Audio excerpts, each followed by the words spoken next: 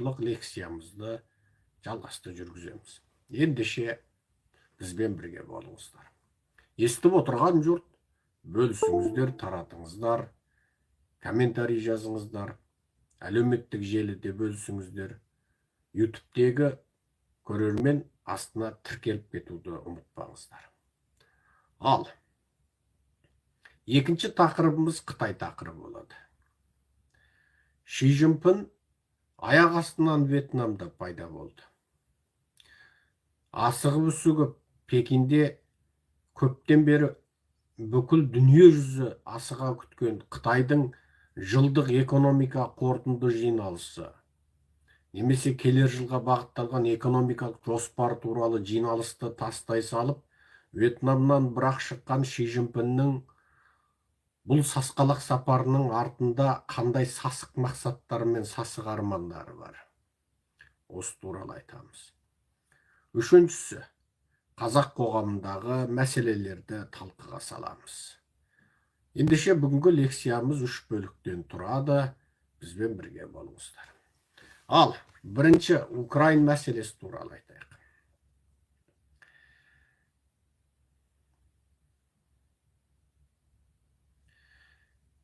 Украин мәселесі туралы біздің айтатын тақырыбымыз CNN-нің ақпаратындағы Politics тарауында December 12, 2023 Zelensky meets with Biden and the lawmakers in push for move Ukraine aid дейді. Декабрьдің 12-сі 2023 жылы Зеленский Байденмен кездесті және лаумейкерлермен кездесті дейді. Лаумейкерлер деп жаңағы заң жасаушылар дейді. Push for more Ukraine aid дейді. Push итеру, тіпті де көп Украинаға көмекті молайтуды ілгерілету үшін Байденмен және заң жасаушылармен кездесті дейді. Бұл туралы жаңағы ақпаратты жеткіздік. Енді сөздің қысқасын қайтарайық. Мен бүкіл қазаққа айтам, ішінде жаңағы тақуа құлшылық жасайтын, Құдайдан қорқатындарына да, 100 грамшыларына да айтам. Мынау баяғыда біз мәлкілдек шал, Байден шал деп айтатын Байден шал, дәл қазір осы Украинды қолдаушы бірінші саясаткер болып отыр. Жасырары жоқ. Ал бұрын біз Қытайдың кеңірдегінен қысқанда жақсы көрген Трамп шал, Тікебай шал, дәл осы Украин мәселесінде ол Украинға қарсы болды. Міне құбылған, 40 құбылған саясат деген осы. Жұрттың бәрі біледі. Қытайдың кеңірдегінен қысқандығы үшін, Қытайға санкция салғандығы үшін, Қытайды қыспаққа алғандығы үшін республикашылдардың лидері болып, республикашылдар тарапынан сайлауда жеңіске жеткен Трамп шалды біз жақсы көрдік. Себебі дәл сол кезде біз Қытайға қарсы күресіп жаттық. Трамптың да жауы Қытай, біздің де жауы Қытай болды. Ол кезде Қытайдағы қазақ, ұйғыр, қырғыз, өзбек, татар, тәжігіңді қынадай қырып жатқан кез. Еркектерді қамап, тіпті Қазақстанда Кәзгуде оқыған жап-жас қыздың қолына, аяғына 8 килограмм кісен салып, 8 килограмм, артынан оны 10 килограммға, 12 килограммға дейін ауырлатып, сол Кәзгуде оқып жатқан қазақ қызды каникулда барған кезінде түрмеге тығады. Сенің миың Қазақстанға барып уланып қалған, сен пан қазақизммен ауырасың, сен Қытайда өсіп, Қытайда туып, Қытай патриот емессің деп әлгіге мін таққан. Ақырында бүкіл Қазақстан Қытайдағы геноцид әшкерелеп дүр көтерілгенде жаппай қоя берген қазақтың ішінде әлгі қыз да кеткен. Бірақ ол қыз қорқты, үрейленді, бізге ашыққа куәлікке шыққан жоқ. Онысына да түсіністікпен қарадық, себебі енді оны куәгер болмаймын десе тебесің ба, тепкілейсің ба, қамшымен соғасың ба, Қытай қинап өлтірмеген қазақты біз қинап өлтіреді ғой дейсің бе? Қолымыз бармайды. Қазақтың табанына кірген шөгір маңдайыма кірсін дейтін қазақпыз. Біз сол кезде Қытаймен алыстық. Сол кезде Трамп, Американың президенті, біздің саяси ұстанымызбен бірдей болды. Трампты мақтадық. оның әрбір Қытайға қарсы саясатын сүйсіне аударып жариялап отырды. Бірақ мына құбылған дүниені қара. Трамп биліктен кетті, орнына мына Байден шал келді. Шалың таққа шыға сала, ұшаққа шығып бара жатып бір сүрініп, түсіп келе жатып бір сүрініп, содан бұны жаңағы мәлкілдек Байден шал деп айтты. Бірақ енді әлгі Қытайға қарсы Трамп енді Украинаға қарсы болып орысты жақтап тұр. Енді ол орысты ашық қолдамаса да, Украинаға көмекке қарсы болып тұрған бірінші күш сол Трамп және оның партиясы республикашылдар болып тұр. Олардың жекешілдігі соншалық, мен жемеген қарын боғымен піссін, ол түйеде менің жүгім жоқ. Орыста орыс славян, Украинда орыс славян бірмен бірі қырылыса берсін дейді. Мына осы жолы Зеленский барды. Байден шал күтіп алды, мәлкілдек шал. Жасырары жоқ, енді Зеленскийді сол қазы қартасын, жаңа жал жаясын асып, әдемілеп, жаңа қымыз шұбатын құйып осы құрақ ұшып күтіп алды Зеленскийді. Бұлайнан енді керемет кездесулер, анау бұлай. Мен енді көмектесем енді. Қара тұяғымнан қал кеткенше осы кетіп бара жатып, көр аузында жатсам да, Украинаны айтып кетем деген сөзін айтты енді. Бұлайша айтқан енді, қазақшалап, әдемілеп жеткізгенде. Бірақ ана биліктен кеткенімен әлі қара буралығын қоймаған Трамп шал, бұлайша айтқанда ана үйірдің сыртында тұрып жаңағы кісінеген айғыр құсап, анау алыста жатып жаңа буырқанған бура құсап, республикашылдар жаңағы көп санды ұстайтын Американың жоғарғы билігінде енді Украинаға көмекті азайтуға жанталасып жатыр. Ал енді түсініп көр. Енді Трамптың 3 қатыны болған, оның 2 қатыны ма, 3 қатыны да ма, әйтеу славян текті. Басқасын білмеймін, осы соңғы қатынның өзі славян текті. Оның ұлты жаңа Югославиядағы славян дейтін қал.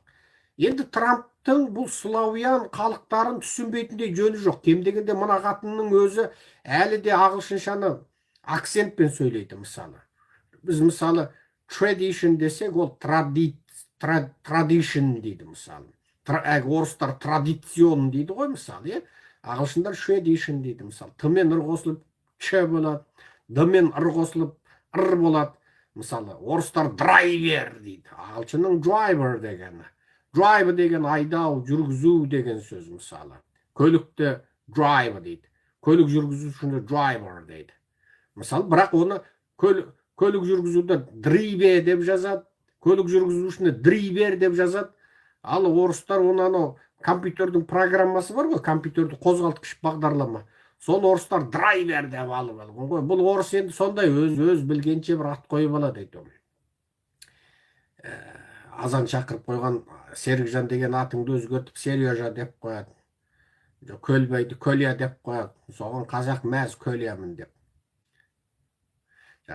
Енді бұлай дейді. В общем, менің айтайын дегенім, осы жолы Трамп шалдан көңіл қалды енді. Оның жақтастары да мына алыстан ат артып жаңағы айлық жолды жүріп, тура қанмен өрттің ішінен келген Зеленскийге енді ойбай обал бопты дегеннің орнына өзімізді күн көре алмай жатырмыз. Мынау Мексиканың шекарасынан қаптап қалың келімсек кеп, оның бәленбай орыстың шпион екен, түгенбай Қытайдың шпион екен, ойбайда ойбай, ақалайда көкалай, шақалайда мақалай деп жеп жаңағы қысқасы балтай-шалтай әңгімесін айтып кетті.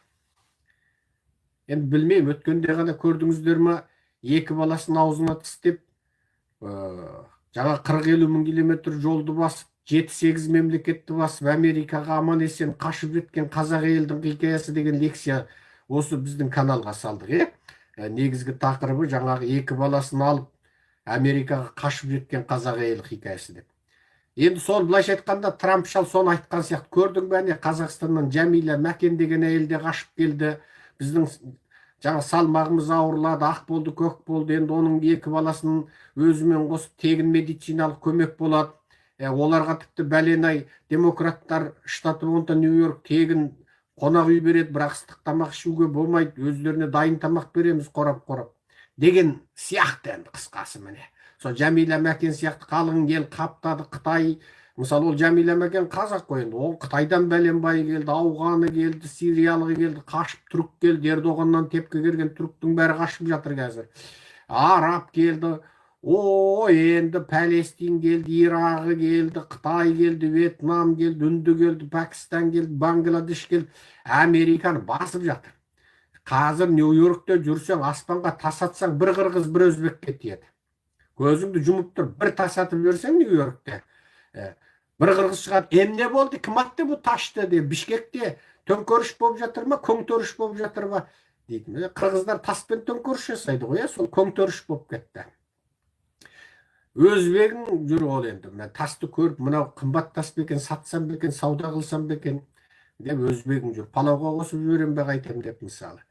Енді мысалы қалың босқын қаптап келді. Енді жаңағы Трампшылдардың, республикашылдардың келген Зеленскийді енді қонақты қазақ күтеді ғой енді, күтеді жаңағы.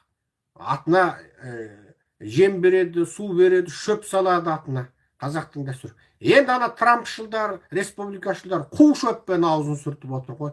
Осы өзіміз кеуіп отырмыз. Мексиканың шекарасына қорған тұрғызу керекпіз. Мына қаптаған қалың келімсек болды. Ол жерге орталықтар салу керекпіз. Бұл келімсектерді жаңағы тілге тәрбиелеу керекпіз, заңға тәрбиелеу керекпіз, айту керекпіз, бүйту керекпіз. Әйтпесек болмайды, бүйтпесек болмайды, ақалай, көкалай, оп. Енді саған беретін ақшамыз жоқ деп. Осы жылап отыр енді. Жылағанда сұңқылдап Америкада ақша жоқ десе итсене ме? Доллар осы жерде өндіріледі. Бүкіл дүние жүзі экономикасының қанша пайыз осында, бүкіл банктың аударымы осындан. Африкадағы $1 Азияға аударылса, сол Американың банкі арқылы өтеді. Енді бұлар жылап еңіреп жаңағы сөйтіп отыр Зеленскийге. Енді осыны пайдаланған орыстың медиасы қазір енді басқаны білмейм, Твиттердің өзінде алақайлап, енді Украинға қарап қоқиланып, жаңағы жылқы жылың алдыңда әп әлемді енді міне батыстың көмек аяқтаған күні әкелеріңді танытам деп жанталасып жатыр. Сөйтсе оған украиндер де сеніп қалған. Енді бұлай қарап отырсаң, енді бұл қазіргі соғыстың бір сипаты осы ақпараттық соғыс. Ақпараттық соғыс, қару жарақ соғыс, қан төгетін соғыспен параллель жүр. Тіпті осы ақпараттық соғыс сол қаруыңнан да, атомыңнан да, анау F-16-ңнан да, зымыраның да, кинжалыңнан да, басқаңнан бәрінен де артық болып отыр. Міне, қазір ақпарат шебіндегі шайқас осылай жүріп жатыр.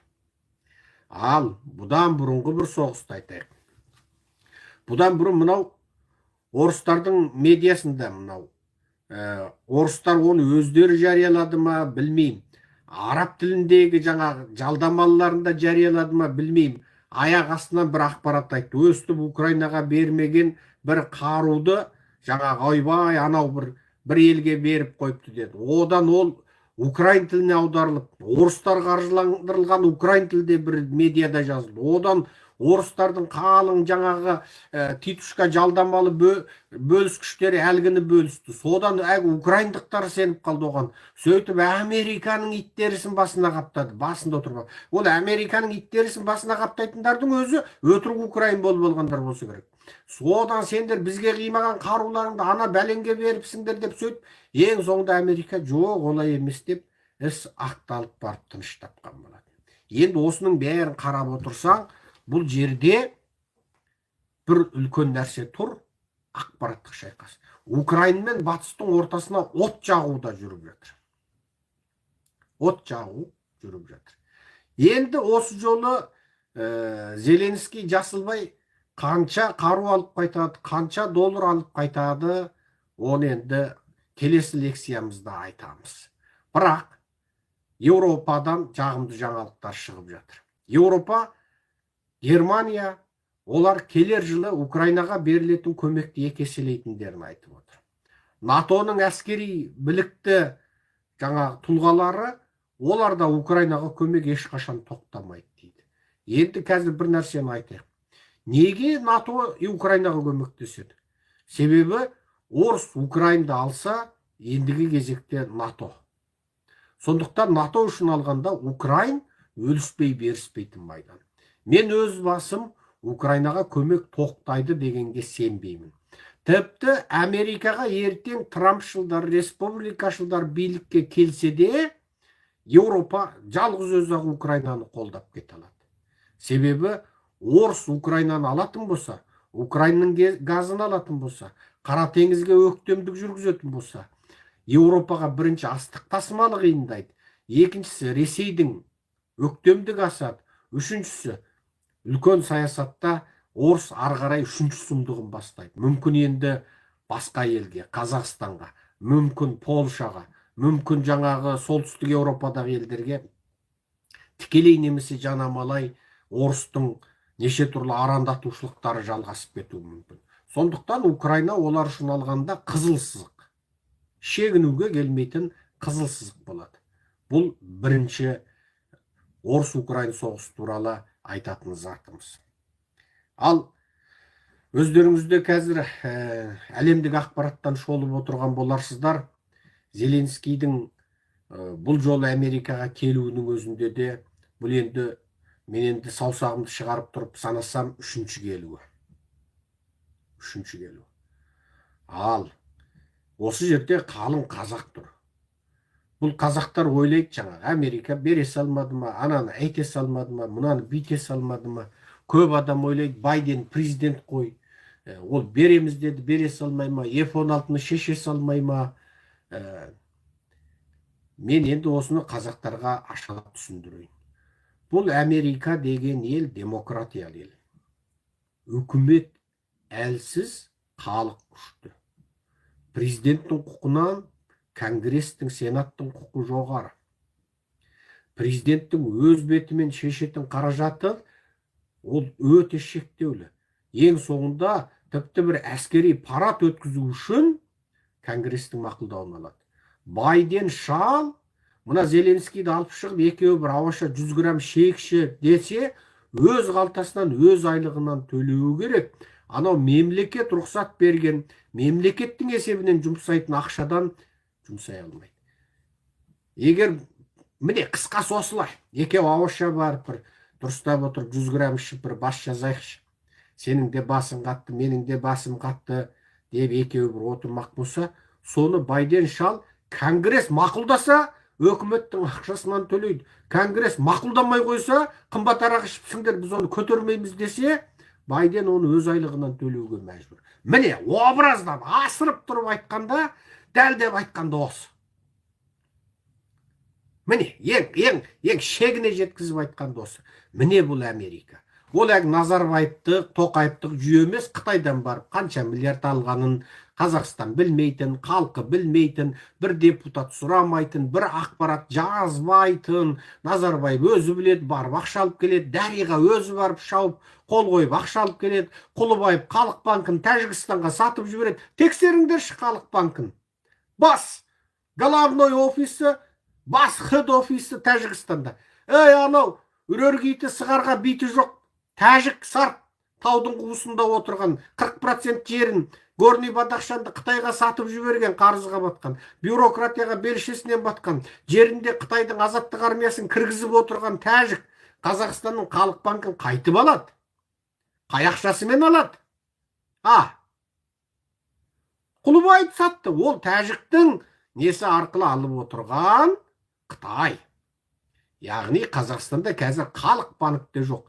Анау менің елім, менің жерім дейтін әнұранда менің жерім деген сөзді Назарбаев неге алып тастады? Совет кезінде баран. Менің елім, менің жерім дегенде жерімді неге алып тастады?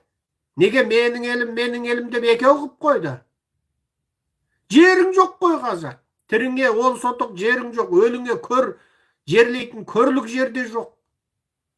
Ал Назарбаев әулетінің әр қайсының тау, көл, миллион гектарлап егістік жері бар. Жабай шөп өсіп жатса, жабай шөп өссін, қазаққа бермейді. Міне әңгіме қайда жатыр.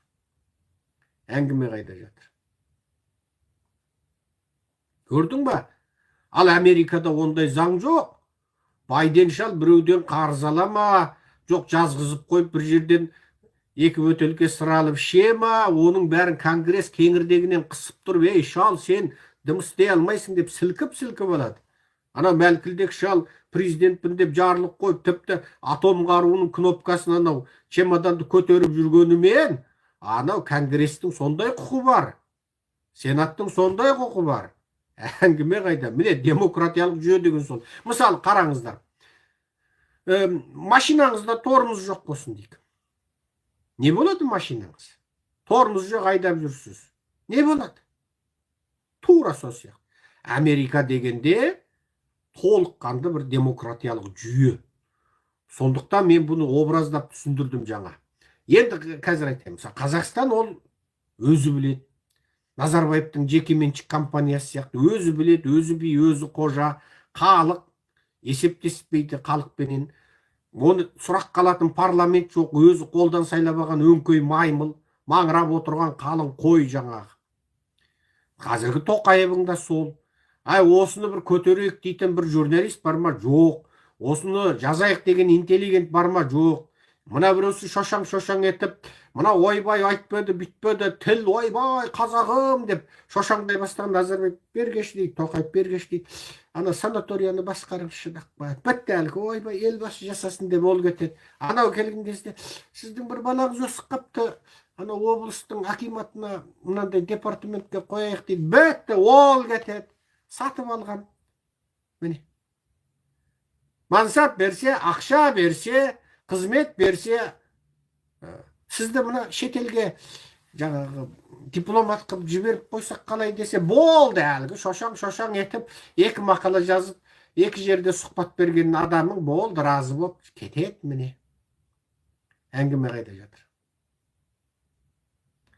Сондықтан бұл Қазақстан сияқты зұлымдыққа батқан, бюрократияға, жаңағы былыққа батқан ел, ол Америкамен салыстыруға келмейді, мына құрылымдық жүйе жағынан. Американың халқы сауатты. Мен үнемі айтып отырамын. Бұрын, анау 90 жылдарда Совет одағы алғаш құлаған кезде Қазақстанның оқу-тоқу деңгейін халықаралық ақпараттан оқып біз таңырқайтынбыз. Әр мың адамнан бәлем профессор, әр мың адамнан түген академик, әр мың адамнан мұнша адам жаңағы магистратура бітірген, аспирантура тамамдаған, әр мың адамнан мұнша адам жоғары оқу орны тамамдаған бакалавр, әр мың адамнан мұнша адам кәсіби, жоғары техникум, орта техникум бітірген, жаңағы халықтың орта мектеп бітіру пайызы мұнша, бәрін оқысаң, енді Еуропаның, жаңағы шығыс Еуропа, совет социалистік республикалардың ілкінде шылауында болған шығыс Еуропамен шамаласта. Соны оқып отырып жаңағы енді анализ жасайсың ғой. Біздің қазақтар деген сауатты, ертең біз кем дегенде анау батыс Еуропа, солтүстік Еуропаның деңгейіне жетпесек те, мынау жаңағы коммунизмнің шылауынан шыққан шығыс Еуропаның категориясында боламыз ғой. Чех, словак, жаңағы венгер, Румыния дегендердің категориясында кетеміз деп ойладық. Сөйтсек, халықтың жағдайын көтеру, ол мәселе, ол сенде академик көп пе, химик профессор көп пе, жаңа доктор, медицина мамандары көп пе, жаңа қанша профессор бар, қанша жаңа халықтың қаншауысы орта мектеп бітірді, қаншауында бакалавр, қаншауы доктор дегенге байланысты емес екен. Сол халықтың саяси сауаттылығына байланысты екен. Біздің академиктеріміз жаңағы шығыс Еуропаның кәдімгі қолына қайла алып, кен қазатын кеншісінен саяси тұрғыдан алғанда сауатсыз екен.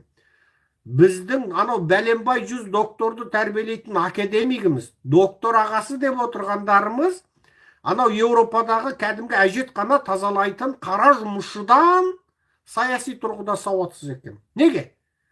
Бір қызмет берсе болды, қалаулайлым, қаулайлым, өзінің қарақан басын шешсе, ана қалған қазақ бүл болмаса күл болсын. Міне.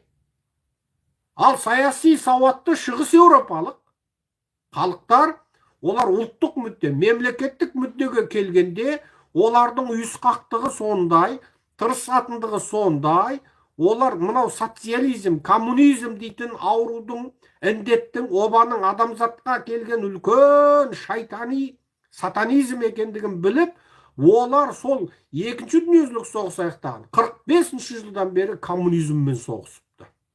Олардың халқы тіпті анау егін егіп жүрген таудың қуысындағы жаңағы ауылдағы кәдімгі шал кемпіріне дейін орыстарға деген өшпенділігі сұмдық.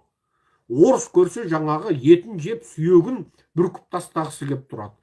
Ал біздің қазақтың ең мықты білімдісі дегені орыс көрсе әшейін елжіреп буыны босап, орысты әшейін енді қысқасы орыс сұраса қойнындағы қатынын бере салғысы келіп тұрады. Орысты жақсы көреді. Орыстың осырығын француздың әтірінен жақсы көреді қазақ. Ал шығыс Еуропа өйтпейді. Мәселе халықтың саяси сауаттылығы, саяси танымы сол халықтың бодан бола ма, азат бола ма бірінші мәселесі екен. Міне, шығыс Еуропа ең соңында коммунизмнен құтылды. Социализм деген осы індеттен құтылды. Сөйтіп, олардың халқы жаңағы егіншісі, малшысына дейін, қаладағы көше сыпырушысына дейін орысқа өш және коммунизмге өш болғандықтан олар демократиялы жүйеге ауысалды. Ең соңында Еуроодаққа қосылды, ең соңында НАТОға қосылды. Себебі соған сай болды. Мынау көптеген мынау пантүркизммен ауыратындар, түріктерді бір туыс көріп, жақсы көріп, Түркияға деген бір тілектестігі барлар, сосын Қазақстандағы сүлейменшіліктің, жаңағы секташылдықтың несіне ұшырағандар, Петқолла Гүленнің жаңағы сектабастары, мысалы, солар бір түрлі былай ойлайды, мысалы, Еуроодақ Түркияны қабылдамай қойды, еуроцентризм анау-мынау дейді. Мен Түркияда жарым жыл өмір сүрген адаммын. Түріктің саяси сауаттылығы нөл. Түріктің халқының саяси сауаттылығы нөл. Олар Еуроодаққа қосылатындай халқы өзі кәдімгідей үйісіп, азаматтық қоғамды қалыптастырып, партиялар дереу құрылып, үкіметтік емес ұйымдар дереу құрылып, сақ-сұқ етіп, мына мәселе бізге зиян, мынандай жаңағы шешім бізге зиян деп, дереу жаңа парламентте, конгресте көтеріп, өтіп шеше алатын қалды емес. Сондықтан Түркияда мынау Ердоған шалы бір отырғанда міне 20 жыл ма, 30 жыл, қанша жыл болды, Ердоған қай кезден бастап билік ұстап отыр.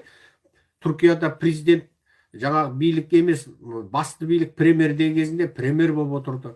Артынан жаңағы заңды өзгертіп жіберіп, президент бірінші билік өкілі болған кезде президент болып тағы отырды. Білмеймін енді бұл шалдың жаңағы архивінде. Мен жалпы айтайын деген саяси сауаттылық. Түркияның халқы да жаңа діни фанатизмнің батпағына батқан, мына шалың жаңағы ертеде медресені оқыған, отырып алып Құранды қырағатымен жаңағы арабтың ырғағына салып тұрып бір оқып жібереді, бітті, түріктер ай деп бастарын шайқап, қара шайларын белін буған айнақ стақандағы қара шайларын ішіп, дөнерлерін жеп отырып, ауыздарынан сілека пах-пах-пах дейді. Мәселе оның Құранды қырағатпен оқығандығы керемет. Енді ол бір керемет қари болатын шығар. Енді ол бір керемет молда болатын шығар, уағызшы. Бірақ ол Түркияда қазір демократия орнатты ма? Гәп сонда тұр. Гәп сонда тұр. Жаңағы Петқолла Гүленшілердің қанша жүзі мыңы түрмеде отыр. Мен бұл жерде Гүленшілерді жақтап тұрған жоқпын. Бірақ саяси ұстанымы үшін олар отыр. Қудаланып жатыр. Қашып Америкаға келіп жатыр. Мен өзім секташылдықты, жаңағы дін тонын жамылып саясатқа кіруді ұнатпаймын. Бірақ билік иелерінің өзіне ұқсамаған көзқарастағыларды жаппай түрмеге қамауын, оны тіптен ұнатпаймын. Бірақ қазір Түркияның экономикасы не болды? Не болды экономика? Бітті. Біз барғанда 2020 жылы $1 7 лира болатын. Қазір қанша болды? $1 қанша лира? 30 лираға жетіп қалған шығар. Білетіндер жазыңдаршы. $1 қанша лира болды? Гуглден іздеп сұраңыздар. Кетті экономика. Ал біз жек көретін ата жау Қытаймен одақ болды. Қаншама ұйғырды ұстап алып Қытайға қайтарып берді. Құдайға шүкір, Түркия ұстап алып қазақты қайтарды дегенді естіген жоқпыз. Бірақ ұйғырларды шырылдатып қайтарып берді. Бірақ ұйғырларға былай қарасаң еркіндік беріп қойған сияқты болады. Жаңағы бәленбай жүз ұйғырдың ұйымдары бар, әйтеуір анда санда туларын көтеріп алып, ай жұлдыздың көк туын көтеріп ұйғырлар жаңағы Стамбулда, Анкарада ереуіл өткізеді де жатады. Бірақ тымпиып бәленбай ұйғырды қайтарып та берді. Базарларында жұмыс істеп жүрген ұйғырлар жоғалып та кетті. Құжаттандыруда енді 50 мыңдай ұйғырға азаматтық беріп, анау мынау беріп, грин картаның иқаметтерін беріп, жаңағы міне $1 29 лира дейді, беріп қойды енді. жаңағы онысы бар, бірақ жасырында Қытаймен ымыраға келіп жатыр. Зиннеткүл Тұрсын деген әйелді 2019 жылы мас қылып наркоз укол қойып Тәжікстанға ұшатын Стамбул Душанбе ұшағына салып жіберген. Әйел ұшаққа кім әкелгенін білмейді. Ұшақта есін жиса, мен қайда отырмын десе, жаңа ұшақта, бұл қайда ұшады десе, Стамбул Душанбе дейді. Әйел аңырап жылайды. Сонда кім оны кеденнен өткізді? Кім оны амандық тексеруден өткізді? Түріктің арнайы қызметі болмаса, кім істейді соны? Ал ол әйел сұмдық бір керемет шпион емес, жай кәдімгі қатын, кәдімгі саяси сипаты жоқ, діни секталық сипаты жоқ, жай адам болған. Неге? Қытайға керек болды. Қытайға керек болды. Қытай оны бір мақсатқа пайдаланбақ болды. Ал сол ұшақтағылардың міне белсенділігі. Мысалы, аты осы күнге дейін ешкім білмейтін сол ұшақтағы адамдар үлкен қылмыстың бетін ашты. Қандай? Ана әйел аңырап жылайды. Менің балам Түркияда оқып жатыр, соның нөмірін жазып алыңдар дейді. Жазып алады. Ана елдің мықтылығы миға сақтабаған. Миға сақтабаған. Сондықтан мен бәрің айтам, бала шаға таныс білістің телефонын миларыңа сақтабаңдар. Миларың. Ана ел айтып береді. Сосын Сауди Арабияда сіңлісі тұрады екен. Аңырап жылап, оның да телефонын жатқа айтып береді. Мен енді Душанбеге барсам дейді, мені Қытайдың полициясы, Қытайдың армиясы күтіп алады, бітті құрыдым дейді. Көрдің ба? Сөйтіп ақырында бұл ақпарат соның шетелдегі туыстары арқылы бұл әйелдің Қытайға депортацияланған дүние жүзіне шығады. Дүние неге? Қытаймен одақтың жаңағы бір өңір бір белдеу жобасына, жаңағы жоғары пайызды өсімді жобасына кірді де кетті. Ал Қытай ол ақшаны тегін бере ме? Түріктің қанша зауыты банкрот болды? Бәленбай ғасырлық жұмыс істеп келе жатқан фабрикалар, киім-кешектері Қытайдың ана мемлекет субсидия беретін, мемлекет тарапынан өтемақы төленетін, мемлекет тарапынан электр кешірілетін, мемлекет тарапынан қолданған суына ақша алынбайтын, мемлекет тарапынан әрбір экспорттаған тауар үшін бәленбай төлемақы төленетін түріктің жаңа Қытайдың арзан киімі түріктің дәстүрлі мата өнеркәсібін, түріктің дәстүрлі киім-кешек өнеркәсібін құртты қазір.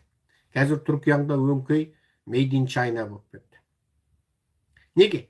Халық саяси сауатсыз, Қытаймен одақ болудың ең соңында өздерін банкрот қылатынын біліп отырып, ана жаңағы әдемілеп оқыған Құранның қырағатына балқып, бастарын шайқап, белі буылған әйнек стакандарында қара шайларын тамсанып отырып ішіп, дөнерлерін жеп отырып, тұтас мемлекет банкроттыққа кетіп бара жатыр. Ана құлақтарында жаңа әдемі қырағат, басты былай шайқап кеткені, бірдеңкеге рахаттанғанда бас шайқау, ол сарттың мінезі.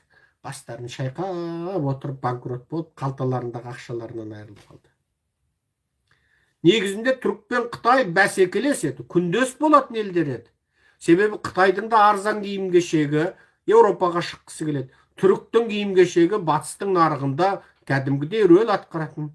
Екіншісі, Қытайдың жаңағы жол салатын, үй салатын сервис компаниялар, құрылыс компаниялары Американың батыстың нарығына бәсекелеседі. Ал Еуропа, әсіресе Германия түріктің клиенті болатын.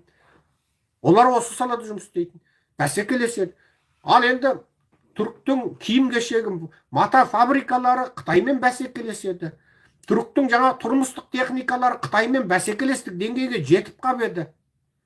Енді өзінің бәсекелесіне нарығын беріп қойып, өзінің нарығын өзі қиратты. Неге? Халық саяси сауатсыз. Саяси сауатсыздығы соншалық. бәленбай мыңжылдық сауда жасайтын, ақшаның үстінде тік тұра алатын осы халық саяси сауатсыздығынан ана саудадан да зиян шекті. Саяси сауатсыздығы кесірінен саудадан да зиян шекті. Міне.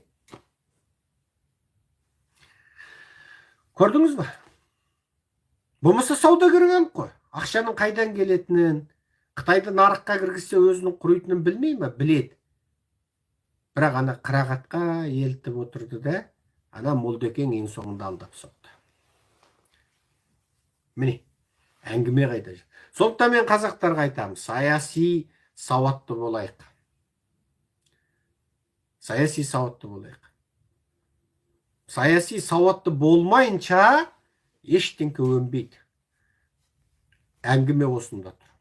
Жаңағы Зеленскийдің Байденге келуі, Байденнің жаңағы оған көмектесу туралы уәде беруі. Жаңағы неге Америкада ол берем десе Байден шал беріп, Американың жаңағы өзі қалаған қаруын бере алмайды. Неге Конгресте осындай жүйе бар? Бұлай қарасаң, біздің ойымызша, біздің субъективтік ойымызша Байден шал мәдеп F-16-ны да беріп, F-35 жойғындағыш қаруды да беріп, мәсаған атом бомбыны да берейін деп беріп, орысты тасталқан қып тастаса, сол жақсы еді біздің ойымызша.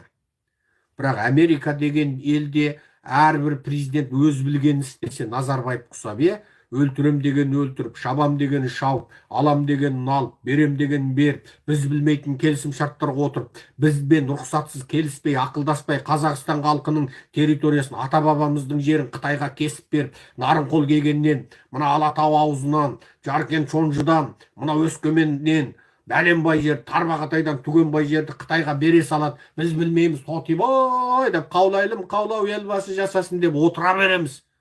Елітіп, жаңа кино көріп, ақындардың айтысын тыңдап, әншілердің байға тигеніне, байынан ажырасқанына, анау тоқалапты, мынау соқалапты, ойбай, боқ болады бүйтіп сұхбат беріпті. Енді сенімен қайтып сөйлесуге болады. Енді сен далбайыпсың ба десе, бөкіл қазақ қырылып, соған қарап отырамыз. Ал Назарбаев өзі біледі. Өзі кесіп береді, өзі жерімізді сатады, өзі кенімізді сатады. Тіпті ата бабаның 1000 жылдық арманы болған, бір сүйем жер үшін қырылған бәленбай боздақ ата бабамыздың қанын көк түйіннің теңі қылмай Қытайға мә деп кесіп бере салады атаңа нәлет қужоңғар. Отырмыз біз, елбасы жасасын деп. Неден? Саяси сауатсыздығымыздан. Бір адамға шексіз билікті беріп қойғандығымыздан. Сол бір адамды шектейтін, тізгіндейтін торымыз болмағандықтан, сондай механизмді жасай алмағандықтан, өңкөй сәбет құл, орыс өтіп кеткен, жаңағы Ләббай бегім дейтін, Назарбаевтың өзі де сондай орыс құл 15-не дейін қарны тоймағанын жазған сүмелек. Өңкөй жаңа қарны тойса, мәнсап берсе, тақ берсе, қызметке қойса, бір жеке мүттесін басын жесе, қалған халықтың шаруасы не болса о болсын дейтін құлғытан жиналғандықтан, ұлттың мүттесі міне мансұқталып тәркі болып жатыр.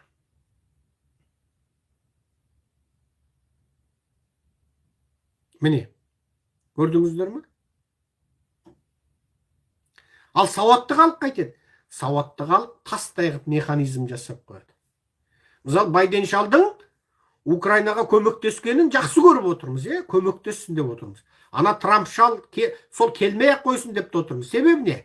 Мына Украина жеңілсе, орыстың майманасы тасиды. Осы Украина жеңсін деп отырмыз. Бірақ сол Байден шалыңның өзі, сол жақсы істеп отырғанының өзінде соны тежейтін, ол өз білгенше, өзінің субъективтік арман қалауы бойынша істей алмайтын механизмді жасап қойып отырды. Енді сен осы механизмнің тура кемелділігіне разы болмай қайтесің. Міне механизм. Механизм деген осы. Ол өз білгенше істей алмайды. Сондықтан Зеленский жалынып қайта-қайта келеді. Мен білгенде мына үшінші келді ау деймін. Сіздер қараңыздар, үшінші келді. Менің бұл жерде сіздерге тағы да қайталап айтам. Мен ойбай Зеленский келді, Байден айтты, екеуі хот-дог жепті, түген жерде жаңағы KFC жепті, Макдоналды жепті, содан 2 грамм шықты деп отырған ақпаратты жеткізбеймін.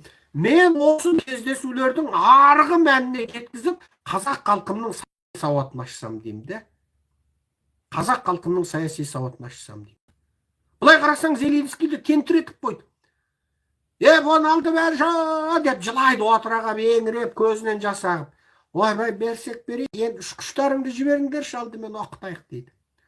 Ойбай, менің аспанды қорғайтын ештеңе жоқ, орыстың лақтырған тасына дейін кепке кеп тиіп жатыр деп еңіреп, бір жылдан кейін барып Патриот 3 әуе қорғаныс кешенін берді. Одан бұрын неге бермейді? Міне жүйе. Әрине, әр мемлекетте өзінің ұлттық мемлекеттік мүддесі бар. Әр мемлекет жеке тұлға болса, ұлттық мемлекеттік мүдде бейне сенің жеке мүддең сияқты бар. Мемлекет ұлтта дос болмайды, мүдде болады. Мәңгілік жау жоқ, мәңгілік дос жоқ, мәңгілік мүдде бар мемлекетте. Осыны білейік. Міне, әңгіме қайда жатыр. Бірақ мен осы американдық диктатураға қарсы антидиктатуралық жүйенің қандай кемелді екендігін қазаққа түсіндіргім келеді. Әрбір осындай бір сәті туғанда. Мына орыс фашизмінің, рашизмнің алдын алатын, орыстың кеңірдегінен алып тұрған Байден шалдың өзі, осы орыстың зұлым екендігін түсіндіріп, ана әрбір конгрессменмен шай ішіп, әрбір конгрессмен керек десе өзінің үйіне шақырып, өзінің кемпіріне жаңағы бір салатын жасатып, шарабын беріп отырып, әрбір конгрессмен, менің мына жобамды мақұлдашы, мен мына Зеленскийге мына бәлем миллиард берейін дедім. Сен енді екеуміз баяғыдан таныс едік қой, енді мына рөмкені алып жібер, сол үшін маған дауыс бер демейінше конгрессмендер оны өткізбейді. Президент басымен әрбір конгрессменмен сөйлесуге ол мәжбүр. Міне демократия деген осы. Демократия деген осы. Ана жерде әрбір халық сайлаған, мысалы, қараңыз, міне бір, біз қазір Нью-Йоркта тұрмыз, бір, осы бір кішкентай регионның халқы сайлаған, одан сөйтіп Нью-Йорктың конгрессмені болған, одан мэрі анау мынау болған, сөйтіп федералдық немнеге жеткен, былай қарасаң айналасындағы бір кішкентай микрорайон, сол Алматыдағы, Астанадағы микрорайон сияқтылардан бастайды бұлар. Сол жерде жиып ап, көршілерін жиып ап, маған дауыс берсеңдер, мен мына микрорайонды битем, анан битем деп бастайды. Бүкіл саясаткерлер сөйтеді. Біздегі сияқты вертолетпен битем кен, Элон Масктың ракетасы сияқты битіп тік қонатын саясаткер болмайды батыста. Бәрі сөйтіп өздерінің микрорайондарынан, одан райондарынан, одан жаңа қаланың бір бөлігінен, одан сол қаласынан, содан жаңа штатынан келеді. Бұларда саясаткердің тарихы деген тастай болып жазылады. Бір теманы көтеріп алады, экология қорғау, аң қорғау. Ойбай, мына Қытайлар көмірді көп жағып, көміршіл газ шығып жатыр. Ойбай, соны сөйтек, мына оңтүстік Кореяда ойбай елдер ит жеп жатыр, итті жемейік деп өздері шығарып алады. Бір күні бұларға біреу сыбырлаған жоқ, енді біреу дұрыстап сыбырласа, ойбай, мына қазақ пен қырғыз жылқы жейді екен, жылқы деген адамның досы ғой, жылқы жеуге қарсы тұрайық деп, соны да біреу тема қылып көтерем десе, ерінбесе көтереді. Мысалы, мына Францияда, Еуропада қалың қатындар, қыз келіншектер көтереді ғой, мына Кореяның ит жегеніне қарсы. Ит жемесін корейлер деп. Міне, тура сол сияқты. Қысқасы олар бір теманы көтеріп, өзінің біліктілігін дәлелдеп, өзінің саяси іскерлігін дәлелдеп, өзінің жаңа осы халықтың мәселесін шешетін, осының салықтан түскен қаражатын қалай жұмсау керектігін шешетін, мен осындай білікті адаммын деп дәлелдеп отырып саясатқа келеді. Бір тақырыбын көтеріп жүріп, дәлелдеп жүріп, соның артында сарпалдан жүріске салынып жүріп келеді. Ең соңында анандай жерге барады. Қарасаң біздегі депутаттар қалай мүлгіп отырады жаңа. Қазыбек Исаң арақ ішіп депутат болған күні мас жүр мысалы, есін білмейді. Өтіріктен анда-санда арағын ішіп мас болып отырып, есіне көзін бүйтіп ашып қойып, не айтатын білмейді ғой, енді мас қой, енді аузынан иіс ұрып тұр жаңа. Не айтады? Экономика қақпайды. Не ол ақын ғой ол? Аспанда ұшып жүрген ала қарға, өлең айтып берейік балаларға деп жүрген ақын ғой ол, ақын, басқа түгі жоқ енді. Сөзді жаңа ғана сарттың созған лағманын кесіп, жаңа сәумен жасаған сияқтаны, Италияның кеспесін кесіп, жаңа қуырмаш жасаған сияқты ақын ғой ол. басты бүйтіп түнімен той, ананың тойы, мынаның тойы, ананың жаңағы жылқысының жаңағы құлындаған тойы, мынаның итінің күшіктеген тойынан кеп депутат отырады. Экономиканы айтайын десе, баста грамм ми жоқ, экономика білмейді, не зат экономика деген. Финансты айтайын десе, оны білмейді, не зат. Өндірісті айтайын десе, оны білмейді, не өндіріс деген не. Халықаралық қатынасты айтайын десе, оны білмейді. Анда-санда сол Серікжан Біләшті бір-екі тыңдап қалғаны бар. Оның өзінде шалапыла жек көріп, боқтап отырып тыңдап. Білмейді. Содан не дейді? Қазақ тілі деп қойды. Бір көзін ашып бүйтіп отыр. Қазақ тілі деп қойды. Болды. Содан өй тыныш отырдық қойды. Чақанып та көтерген қойдық қойды. Чақанып айтады, әй мен көтеріп шаршап қалдым. Негізі жақсы осы нәрсе. Атқа да жақсы, абыройға да жақсы айту. Ешқашан шешілмейді, ешқашан қоймайды. Қанша созсаң созыла береді. Анда-санда керек кезде үстелді қаттырақ ұрып, боқболат құсап, айтып қойсаң болды үстел тұрып. Сон енді бір көзін ашқан кезде айтады, қазақ тілі дақпаған, болды, бітті. Міне, біздегі депутаттардың сиқы сол. Ана жақтан заң, мынадай заң қабылдайық дейді. Тыңдамайды, мастығын жазбаған беті. Отырып, мүмкін ана астында отырып өздері, бас жазайықшы. Жаман болды, пақмелік іштеңке жоқ па? Бірдеңе берші ананы. Ана минералканың бөтелкесіне, пластик бөтелкеге құйып берші, минерал кішкен құсап ішіп алайыншы деп. Жаңа қалатта бірінің басын біріз иіскеп, жаңа депутаттар сөйтеді. Содан ана жақтан бір заң жоқ. Қытайға 1 миллион гектар жер берейік, қосыласыңдар ма дейді, қосылып кетеді. Давай, тағы құйшы дейді. Міне, Қытаймен визасыз режим өткізейік дейді депутаттар. Қол көтерсе алды міне. Біздегі депутаттар есектер. Кәдімгі хайуандық деңгейдегілер депутат болып отыр. Соның ішінде адамдық категорияда қалған саусақпен санасаң шыға ма, шықпай ма? Біздегі депутаттар Абзал Құспан сияқты хайуан дейін десең, хайуан обал болатын, 2 аяқты хайуандар депутат болады. Қаңтарда қазаққа жала жабатын, ұлттың мүддесін тәркі қылатын, қарап отырып қазақтың жаңағы бейуаз жастарын соттатып қарап отыратын, сондай сұмырайлар, арсыздар депутат болады. Ал енді сен осыдан барып Американың мынандай биік деңгейдегі халықаралық мәселе, адамзаттық мәселені шешетін конгрессмендер депутаттарын, қаласа Байденнің кеңірдегінен қысалатын конгрессмен депутаттарын, президентті жұлып алатын, қаласа импичмент жариялап, анау Трамптың өзіне қанша рет жариялады импичмент? 2 рет па 3 рет тақтан жұлып алған қаз қалды ғой. Кәдімгі егер дауыс көтергенде, дауыстың саны жеткілікті болса, Трампты жұлып ала жаздады ғой. Міне демократия. Міне демократия деген осы. Енді жаңағы мына Украинаға деген көмектің өзін, мына Байденшел жаңағы мен әсірелеп айттым ғой, қатынына салат жасатып, өзі жаңа шарабын құйып алдына келіп, тура соның ар жақ бер жағы болады. Әр қайсымен немесе 2-ден 3-тен немесе 1-ден кезігіп, ана өзінің жобасын өткізбейінше, олар жоқ, біз өткізбейміз десе өткізбейді. Міне осыдан барып демократия деген нәрсе туады.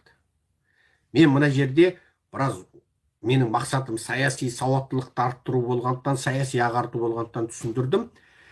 Жалпы дәл қазір Американың Украинаға көмегі билікте Байден қала ма, демократтар қала ма, қалмай ма, соған байланысты. Егер билікте Байденшілдер, демократтар қалса, көмек жалғасады. Тіпті ол кезде мына Латын Американың шекарасында ғана қорғанда ешқашан жаңағы биіктемейді немесе ұзармайды, жаңағы иммигранттар қашып келе береді. Бірақ билікте мына өзімшіл кімдер, мына осы Америка мүддесі бірінші дейтіндер Трамптар келетін болса, онда Украинаға көмек қиылады. Және анау Мексика шекарасы жабылады.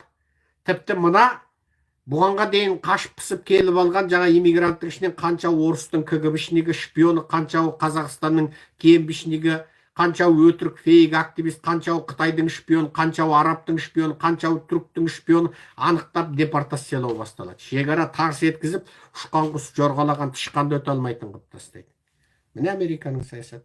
Бірақ одан 4 жылдан кейін қайтадан демократтар келсе, онда қайтадан ана қорғанның біреу құлақ қала ма, тесіліп қала ма бірдеңе, жаңағы шекарашылар бір көзін ашып бір көзін жұмып отырады. Ана қашқан мексикалығы бар, анау бар, мынау бар, қазақ, өзбек, қырғызы бар, жаңағы жердің астынан тесіп, төсінен түсіп, жаңағы қашып пысып келіп, мына жақтан жаңағы жұмысын істеп, ана жаққа ақшасын салып, сөйтіп дарылдап 4 жыл өмір сүреді де, қайтадан республикасы қайтадан жауып тастайды. Міне Америка. Бірақ бір адамның сөзі сөз емес. Бір адам билікке келсе де ұзаса 4 жыл бура болады. 4 жылдан кейін бурасының жыны қайтады. Міне демократия. Демократия.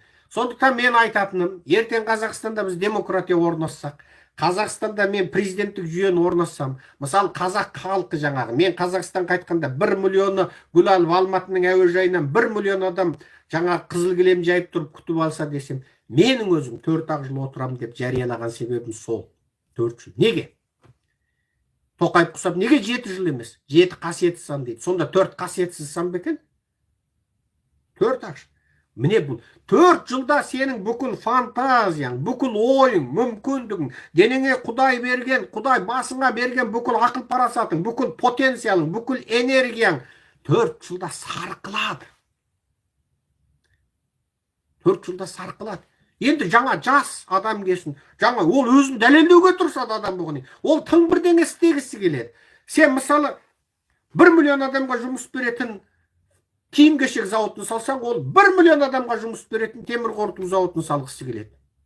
Дәлелдейді ғой ол өзін. Ал екеуінен халыққа пайда бар ма? Бар. Енді үшінші біреу келеді. Ол алады да 100 мың қазақтың жігітін шетелде оқытып, ол зауыты құрсын, елдің бәрі зауыт па не? Анау Серікжанда, одан кейінгі анауда зауыт салған дұрыс емес. Мен жастардың бәрі міне бүкіл бюджетті салып, шетелде оқытам да бәрін қалың қылып шығарам деп жүреді.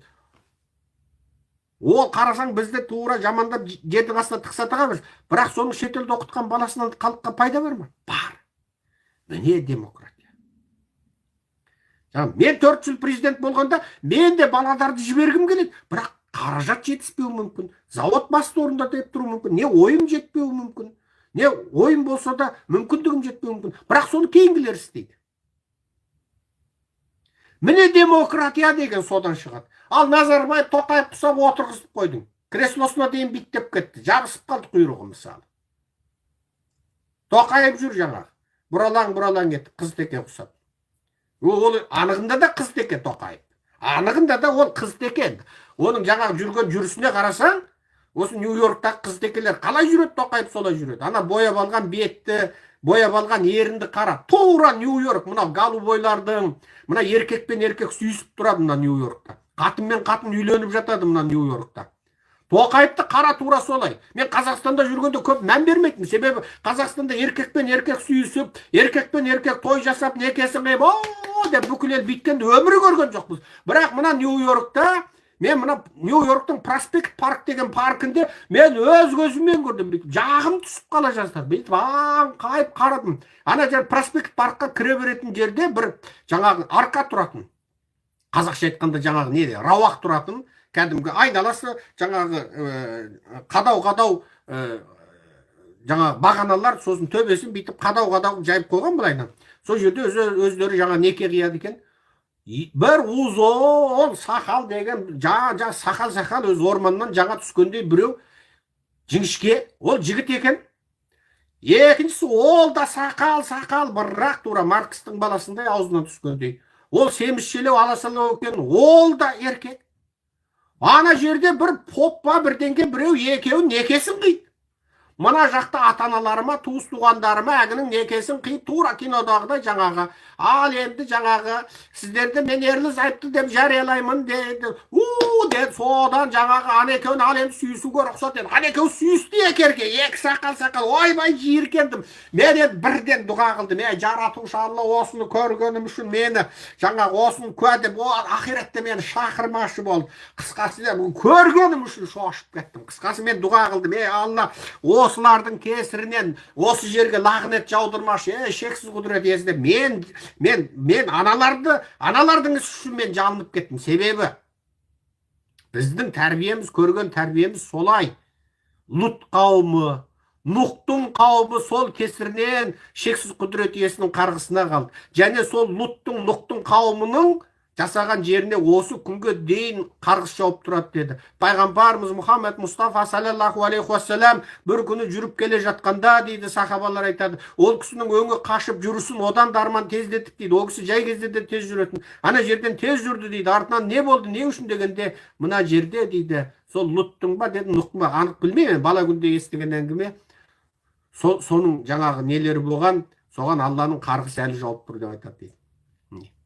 Енді біз осы Нью-Йоркте жүріп оның бәрін жаңа көрдік қой. Мысалы теңіздің бойында қыдырып жүрсең, паркте қыдырып жүрсең, жаңағы сүйісіп отырған еркектерді көресің.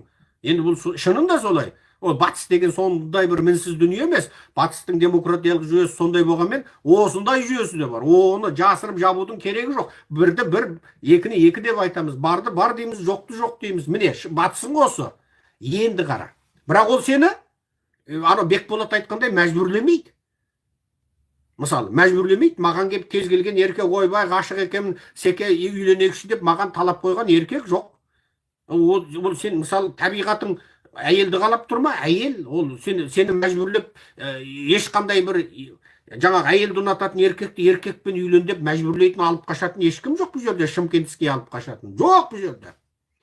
Әйелге албаты тиісіп қойсаң, күліп қойсаң, бәлеге қаласың. Ал жаңағындайларға да күліп қойсаң, сөйлеп қойсаң, таңырқап қойсаң, бәлеге қаласың.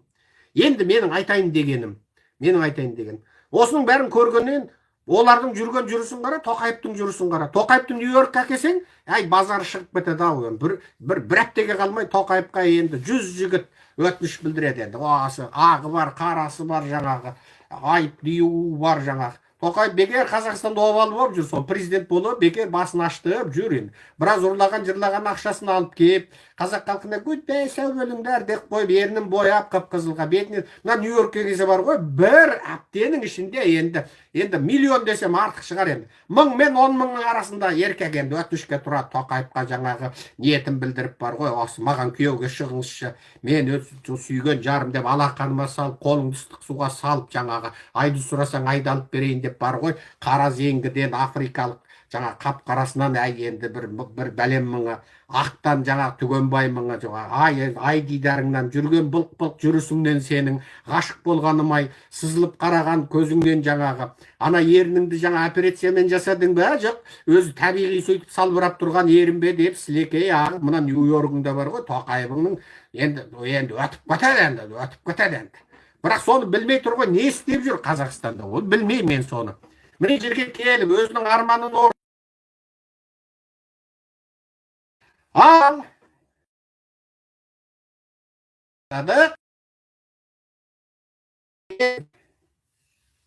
енді екінші тақырыпқа келейік. Екінші тақырыпты не айтам деп едім анау лекциямның басында? Нені айтам деп едім? Қытай тақырыбы. Қытай тақырыбы.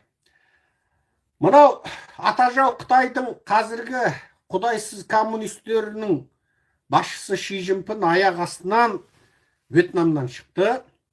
Әсілі бүкіл дүние жүзі Қытайда декабрьдің ортасында ашылатын Қытайдың экономика жиналысына баса назар аударып отырған. Себебі батыстың санкциясы көбейіп келе жатыр.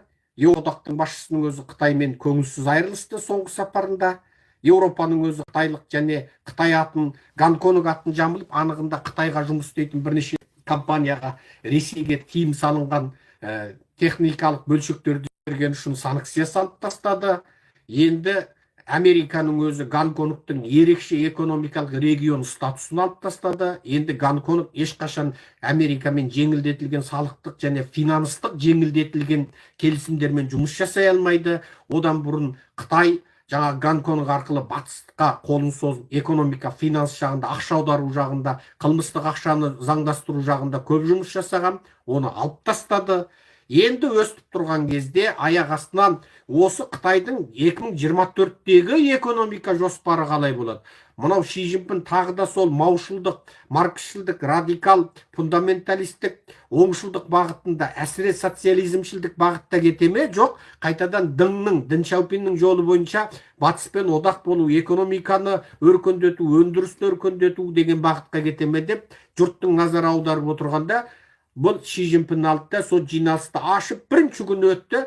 Өте маңызды жиын, ақкөк. Ши Цзиньпин ерекше сөз сөйледі деген хабар шығар шықпастан Вьетнамнан шықты. Бұл жерде бір нәрсені байқауға болады. Біріншісі, бұл Вьетнамға өзі барайын деп барған жоқ. Неге? Вьетнам мен Американың қатынасы өте қою болып кетті. Вьетнам Америка бірлескен қорғаныстық келісім шарттарға отырып қойды. Бұл бір. Екіншісі, кезінде Қытаймен ата жау болған, Қытайдың біраз жерін біраз жыл жаулап тұрған, тіпті Қытайды бөлшектеуге тырысып, манчурларға Манчурия республикасын құрып берген Жапония дейтін ел бар. Енді сол Шығыс солтүстік Азиядағы Жапония мен Шығыс оңтүстік Азиядағы Вьетнам екеуі жалпы беттік жоғарғы деңгейдегі өзара селбестік келісім шартына қол қойды. Жалпы беттік жоғарғы деңгейдегі өзара селбестік келісім шарты деген сөз экономика, финанс, анау мынау әскери бәр саланы қамтиды. Ал неге? Вьетнамда Қытаймен ұзақ жыл соғысқан ел. Бұл Вьетнамның өзі құрттай ел болғанмен, о бәлен жыл Франциямен соғысты, түген жыл Америкамен соғысты, одан бәлен жыл Қытаймен соғысты. Өз соғысқа тоймайтын ел. Бірақ Қытайды мойындағысы келмейді. Бір синдромдар бар. Кезінде Қытайдың бір император басшылары шабуылдаған, жаулап тұрған тарихы бар. Сондықтан Қытай десе төбешаш тік тұрады. Біздегі сияқты Стокгольм синдромымен ауырмайды. Біздегілер орыс десе емеше келжіреп тұрады. Қазір Қытай десе емеше келжірейтін қазақ қауымы қалыптасты. Бұлар ондай емес. Біз өзімізді кім жаулап алса, соны жақсы көріп, тура, соны сүйіп кетеміз ғой. Жоқ, бұл Вьетнамның сол Қытай кезінде біраз жаулап алған заманы үшін бұлар деген Қытай десе төбе шаштар тік тұрып, осы Қытай десе тура тіс тырнағына дейін жау, басынан бақайшығына дейін жау. Кезінде өз территориясында Қытайдың өзін қуып жіберген оңтүстік Азиядағы бірден бір ел. Мына қазіргі Фейсбуктың иесі Секербургтың әйелі сол кезде Вьетнамның ұлтшылдар қуып жіберген Қытайдың баласы. Гонконгке барғанда Гонконгтың қытайлары жаңағы паналатып, оның өзінде Англия кіргізбейміз дегенде теңізде жаңағы кемелерін ашық теңізде 6 ай бойы Гонконгтар тамақтасып, жаңағы ашық теңіздегі шекараның ар жағындағы шекарасы ешкімге қарамайтын теңізде соларды бағып, содан Гонконгке кіргізіп, артынан Америкаға жіберді. Сол кейін мына Шекербекке тиді, мына Фейсбуктың иесіне. Бұл Вьетнам сондай. Және Вьетнамда қытайлар өз тілінде мектебі жоқ. Вьетнамдағы қытайлар Вьетнам тілінде сөйлейді. Енді осындай халық. Енді кезінде Қытайды жаулаған, Қытайға жаңағы Нанкинде 3 күнде 300 мың Қытайды қырып тастаған, геноцид жасаған Жапон мен Вьетнам бірігіп отыр. Біреу ең шығысында, біреу ең оңтүстігінде. Ал осы кезде Вьетнамды өзінің артқа ауласы санайтын Ши Цзиньпиннің Вьетнамға шауып баруының мақсаты, және Вьетнамда тұратын Қытайдың елшісінің біз Қытай-Вьетнам қатынасын Вьетнам-Америка қатынасынан да биік жаңа қыламыз деген бұл сөздің ар жағында Қытай барған сайын достан айырылып барады. Оқшауланып Путин сияқты. Мысалы, Путинжан кімге барады? Шауып Қырғызға келеді, шауып Қазаққа келеді, шауып Қытайға барады. Басқа барар жері жоқ. Барар жер жоқ, басар тауы жоқ. Анау жаңағы Африкадағы жиналысқа бара алмайды. Шетелге шыға алмайды. Неге? Гага соты шешім шығарып қойған, соғыс қылмыскері деп. Путин қорқады.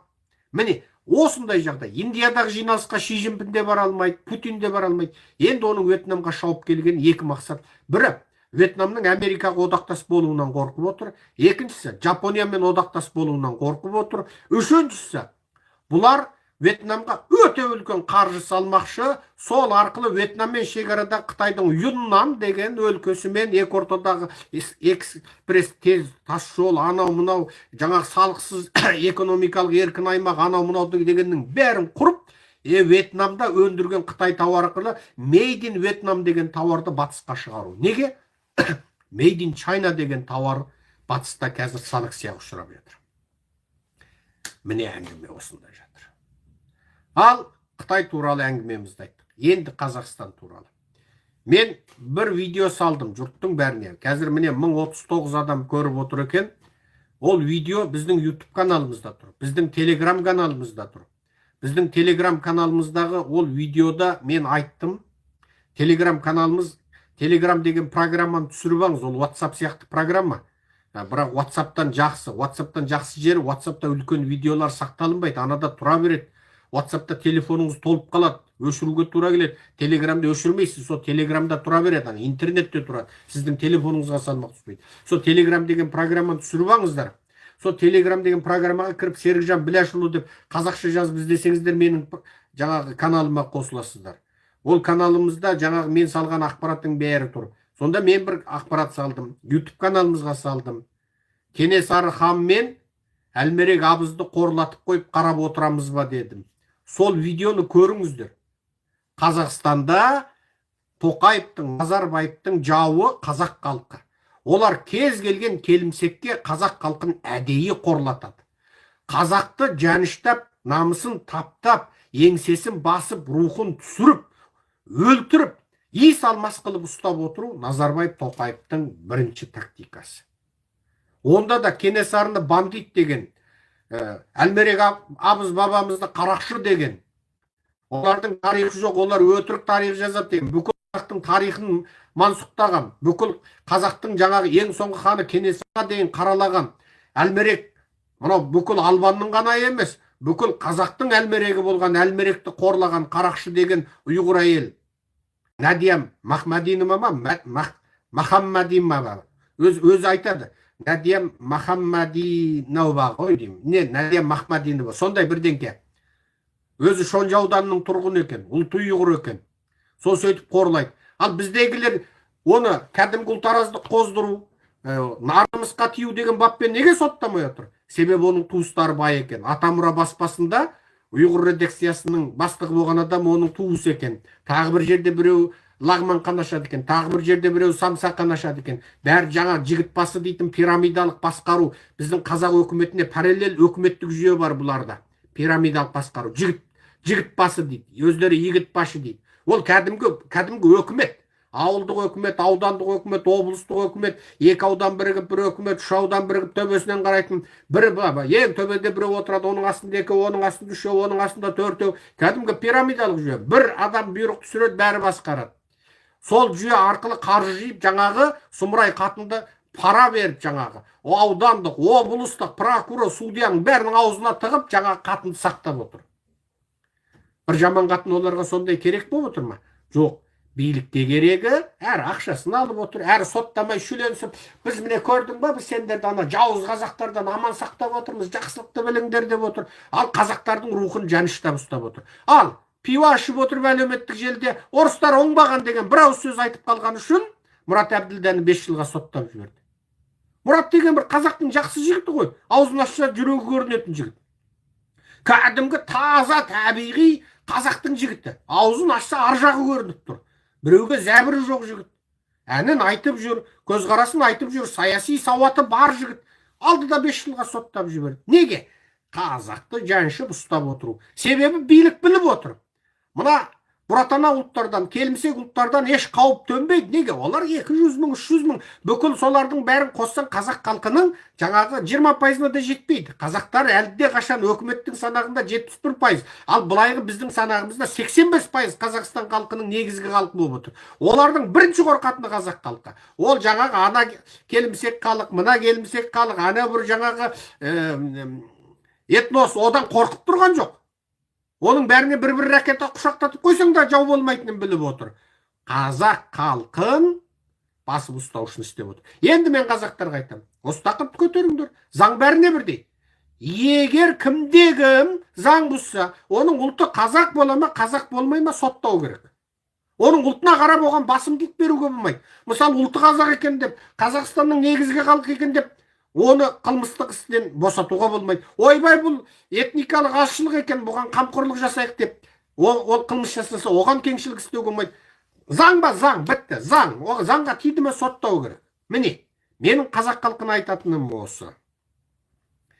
Марат Жыланбаев 7 жылға соттады. Енді Асқар Сембаевтың соты болып жатыр. Қазақтар үндеу тастадыңдар ма Асқар Сембаевқа араша түсейік деп? Үндеу тастаған жоқсыздар. Саяси сауаттымыз ба? Саяси сауатсызбыз. Асқар Сембай кім үшін күресті? Қазақ үшін күресті. Қазір батыста Жаңаөзенде анау кәдімгі қайыршылыққа берген садақа сияқты адам айтса ұялатын айлық беріп, ана аққар көкмұзда жұмысшылар жұмыс істетіп отыр. Шарт жағдай бар ма? Жоқ. Шетелдің жұмысшылары қандай жағдайда жұмыс істейді? қонақ үй сияқты үйде жатады. Біздікілерші жоқ. Олардың айлығы бала шағасына жете ме? Жетпейді. Әйел сүймей, жардың ыстық құшағынан алыста жүріп, баласының маңдайын иіскемей, бейшара жұмысшылар жүр, мазақ қылғандай тиын тебен береді. Мазақ қылғандай. Енді солар өздерінің құқын қорғап жатыр. Ақша үшін емес, өзінің адамдық құқын қорғап жатыр. Сен адамсың, сен хайуан емессің, сен есек емессің. Жаңағы су беріп, шөп беріп қойса жұмыс істей береді. Есекті де демалтады. Соқа жеккен өгізді де демалтады. Жағдайы бар адам бүгін мына өгізді істеді, ертең ана өгізді істетеді. Соқаны сала берсең, ол да ертең қажып кетеді. Ал біздің қазақты малдан бетер мазақтап отыр. Енді сол жұмысшылар көтеріліп жатыр. Әлеуметтік желідегі видеоларын бөлістік Фейсбукта. Сіз не қылып отырсыз? Үндеу тастаңыз. Жаңаөзеннің жұмысшыларының талабы орындалсын деңіз. Сіз де үндеу тастаңыз. Басқа жердегі жұмысшылар да үндеу тастаңдар. Көтеріңдер. Ей, анау заводтың иелері, ана Қытайдың мұнай компаниялары, Қазақстандық мұнай компаниялары іріп шіріп отыр. Ана басшылардың сен ойлама, оның қатындары, қыздар, ұлдар емес, оның тоқалдары бейресми жаңа көңілдестердің өзі миллиардер болып Дубайда, шетелде жүр. Оның жай бір бөлімнің бастығы дегендерінің бәрі Еуропа, Америкадан бала шағасын оқытып, миллион долларлық үйді алып тастап отыр. Ал сен бейшара қазақ айлығыңды 50 мың теңгеге көп айта алмай отырсың. Енді қолдаңдар қазақтар. Себебі ол Жаңаөзендегі жұмысшылар әрбір сенің де ішіңдегі қыжылыңды шығарып отыр. Ауылда сен отырсың. Саған ауылдың әкімі не істей алады атаңа нәлет? Ештеңе де істей алмайды. Ауданда отырсың. Сен бір таксистсің. Не істей алады саған? Сен де қолда. Сен де көтеріл. Сен де үндеуіңді таста. Сен де басқа жердегі жұмыс істеп жатқан балаңа айт, ініңе айт, көтеріліңдер жұмысшылар. Талап қыл де. Мына билік қалтырап әрең отыр. Дір етіп отыр. Сенің қорыққаның оларға пайдалы, ал қорықпағаның өзіңе пайдалы. Міне. Ал енді бір өте маңызды ақпаратты мен сіздерге айтамын. Өте маңызды ақпаратты. Бұл ақпарат енді тағы да сол біздің атажұртты әлемге әйгілі қылған Қытай тақырыбы. Қазір енді әлеуметтік желіде мынандай бір бейресми ақпарат тарап жатыр. Бұл мынау Шыңжаң, яғни қазақтарды геноцидке ұшыратқан Шыңжаңның, яғни Шығыс Түркістанның партия комитетінің, коммунистік партияның комитетінің бас хатшысы болған Ма Шыңгүрей деген енді жуырда осы Пекинге барады дейді. Сөйтіп Пекинге барып бұл Жунбан деген мекеменің, яғни Қытайдың орталық билігінің ең өзекті мекемесінің жаңа басшысы болған Сайчи дегеннің орнына отырады дейді. Ал енді бұл жерде бұл Ма Шыңгүрей Шыңжаңнан неге кетеді? Қазіргі айтып отырғанда бұл негізінен таза істейтін адам болған дейді. Жаңағы интернетте тараған ақпаратта таза істейтін адам болған дейді. Және бұл жерде бұл Пыңлыя мен ана Ши Цзиньпиннің қатынымен бұл екеуінің бір жерлестік қатынасы бар дейді. Сосын осындай бір Қытайлар енді өзінің жерлесін тартады ғой. Сондықтан бұл енді сөйтіп анау жоғарғы билікке қарай өсіп кетті дейді. Міне, ал енді қазір Шыңжаңға дейді, қазіргі Шанши өлкесінің партия комитетінің бірінші хатшысы болған Жау Иді деген барады дейді. Жау Иді деген. Бұл Жау Иді енді Шыңжаңның партия комитетінің бірінші хатшысы болады дейді. Сосын дейді, мына Қытайдағы саяси бюроның, политбюроның мүшесіне өсіріледі дейді. Орталық жаңағы ұйымдастыру комитетінің жаңағы несі орынбасар министрі, жаңағы орталық ұйымдастыру министрлігінің орынбасар министрі Хуаң Жианфа сол жаңағы Жау Идінің орнына парткомның секретары болады дейді. Енді мен бір қызық ақпаратты айтайын. Енді мына Қытайлардың бәрі білетін бір нәрсе. Чон Чуанго деген Қытай болды. Сол осы біздің мына осы жолға түсуіміздің басы сол иттен басталды ғой. Бұл ит бұрын Тибетті басқарды. Тибетте партия орталық комитетінің бірінші хатшысы болды. Содан осы бейресми ақпарат, шетелдің ақпаратында сол Чон Чуанго деген қанішер Шыңжаңға барады деген ақпарат тарады. Қазақтар білмейді, қазақ ол ағылшынша ақпарат оқи ма, қазақ ол дүние не болып жатыр, ай көшіп кетіп орнына Марс тұрып аппа, қазаққа бәрібір жаңағы. Содан мен ойбайда ойбай деп санымды сабалап еңіреп жылап лекция сөйлей бастадым. Мен әдетте қаламмен жазатынмын. Мен мың бір сапар деген кітап жазғам. Одан бұрын жаңағы мерзімді басылымдарда әңгіме посттерін жазып, кәдімгі өзімше жазушы болып, жаңағы ақын болғым кеп, абай құсап, болмасаң да құсап бақ деп, Мұхтар Әуез болғым кеп сөйтіп жүрген адам болатым. Сөйтіп жүріп жаңағы одан мың бір сапар деп интернетте жаздым, бірақ кітап ретінде шығарғам да жоқ. Соны шығармағаным да дұрыс болыпты. Себебі ол кітабымда бір өте көп ана кітабымды реттеген адамдар ана сайттар жабылып қала берген кезде ана автомат программамен бүкіл сайттағы ақпаратты көшіріп алғанда сол мен жазған жазбалармен оған жазылған интернет онлайн жазғанда комментарийлер бірігіп кеткен. Себебі мен оны жалғас үздіксіз жаздым. Мысалы фейсбукте жазам, комментарий жазады, оған мен жазам, оған комментарий жазады, оған мен жазам, оған комментарий жазған, соған келіңкірейді, бірақ ол 100% олай емес. Фейсбукте комментарий бөлек, жазба бөлек тұрады ғой, анада бәрі бірігіп кеткен. Ең үлкен жазба бір бағанда тұрады, комментарий екінші баған, оның астына мен жазсам үшінші баған болады, одан кейін жаңағы біреу комментарий жазса ол төртінші баған болып тұрады, оған біреу жазса бесінші баған. Былай қарасаң Twitterге келеді. Бірақ енді форум PHP деген формат, сол форум PHP форматта жаз. Соны ана жігіттер сайттар қайта жабылып Қытай. Сөйткен кезде жаңа көшіргенде комментарий бәрі қосылып кеткен ғой. Сондықтан енді оны реттеу керек. Екіншіден мен өз жерде сол заманда 2009 жылы мен Қазақстан билігінің зұлымдығын әшкерлейтін ақпараттарды жаза бастадым. Зұлымдық.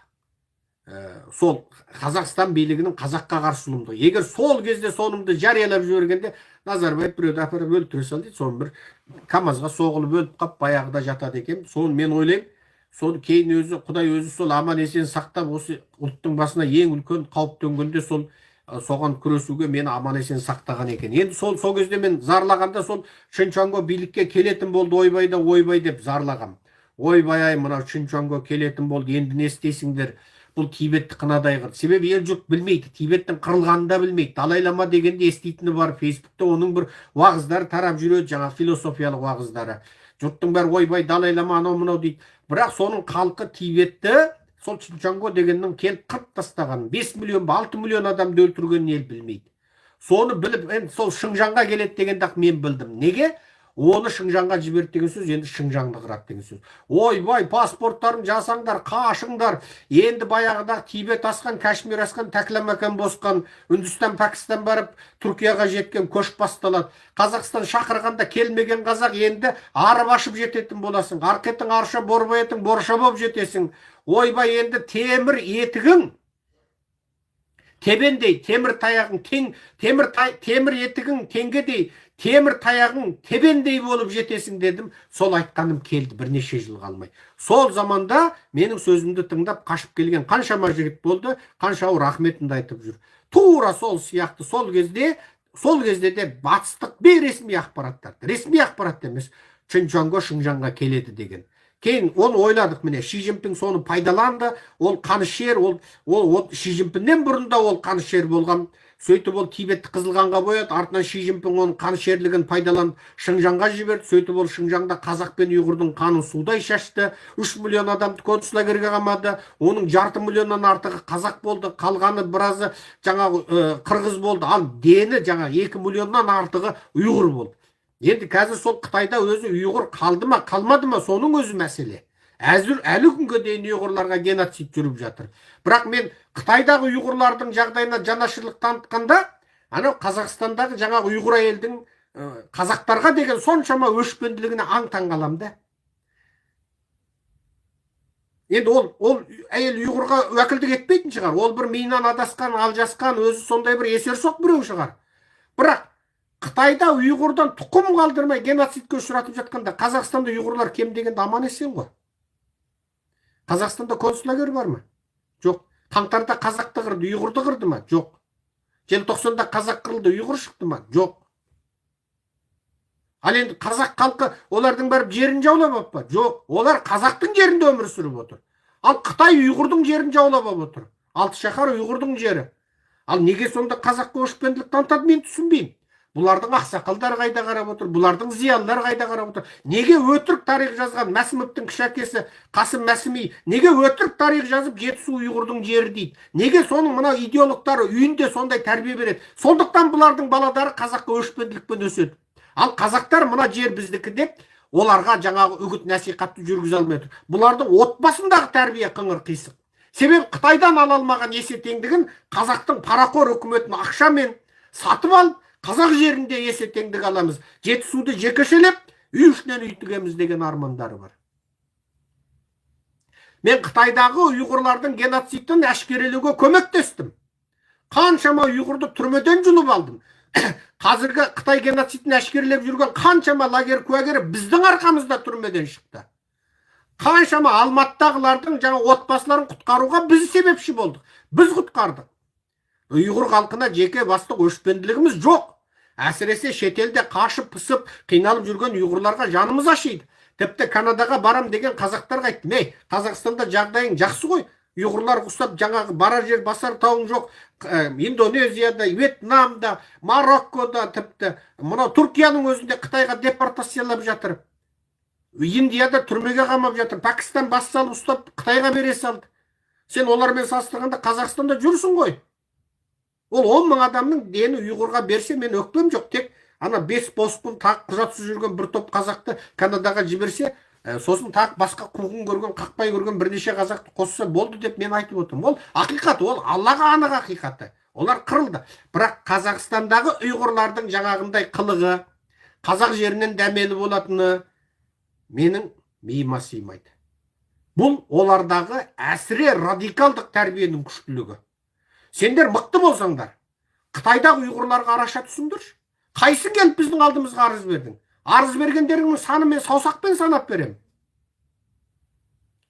Қытайдағы бауырларыңды қынадай қырып жатқанда арыз беруге де қорқасыңдар, бірақ қазақтың кеңдігін пайдаланып, қазақтың Кенесары ханын банды дейсіңдер, қарақшы дейсіңдер. Әлмерек Абыз әулие бабамызды, батыр бабамызды қарақшы дейсіңдер. Ұят емес пе? Ұят емес. Осыдан барып сендер көмексіз қалмайсыңдар ма? Көмексіз қалмайсыңдар ма? Баяғыда Сүлеймен Демирел бопты, Түркияның президенті. Қазақстанға кепті. Сонда Қазақстандағы жаңа түрік пен қазақтың ортасында бір қайшылық боп, қазақтың жігіттері мен түріктің жігіттері төбелесіп сөйтіп жатқан кез екен. Содан бір топ ақсақалдар, жаңағы ақсақал дегенде де жаңағы ақымақтау ақсақалдар болса керек, Сүлеймен Демирелға барып, мынау қазақтар бізге күн көрсетпей жатыр, міне бәленбай төбелес болды түген депті. Қазақ бөзі біреуге барып тиісетін халық бөзі. Сон Сүлеймен Демирел жаңағы әйгілерді шақырып апты. Естідім депті. Соғысты бастаған кім? Сендерсіңдер. Қазақтың қызын қорлаған кім? Алып қашқан кім? Сендерсіңдер. Қыз зорлаған кім? Сендерсіңдер. Орта мектеп оқып жатқан қызды 40-тағы кексең барып тиіскен сендерсіңдер. Қайта сендерді қырып салмай осы жерде көктетіп, сол тиісті қылмыс жасағанын ғана ұстап отырған қазақ халқына рахмет айтыңдар депті.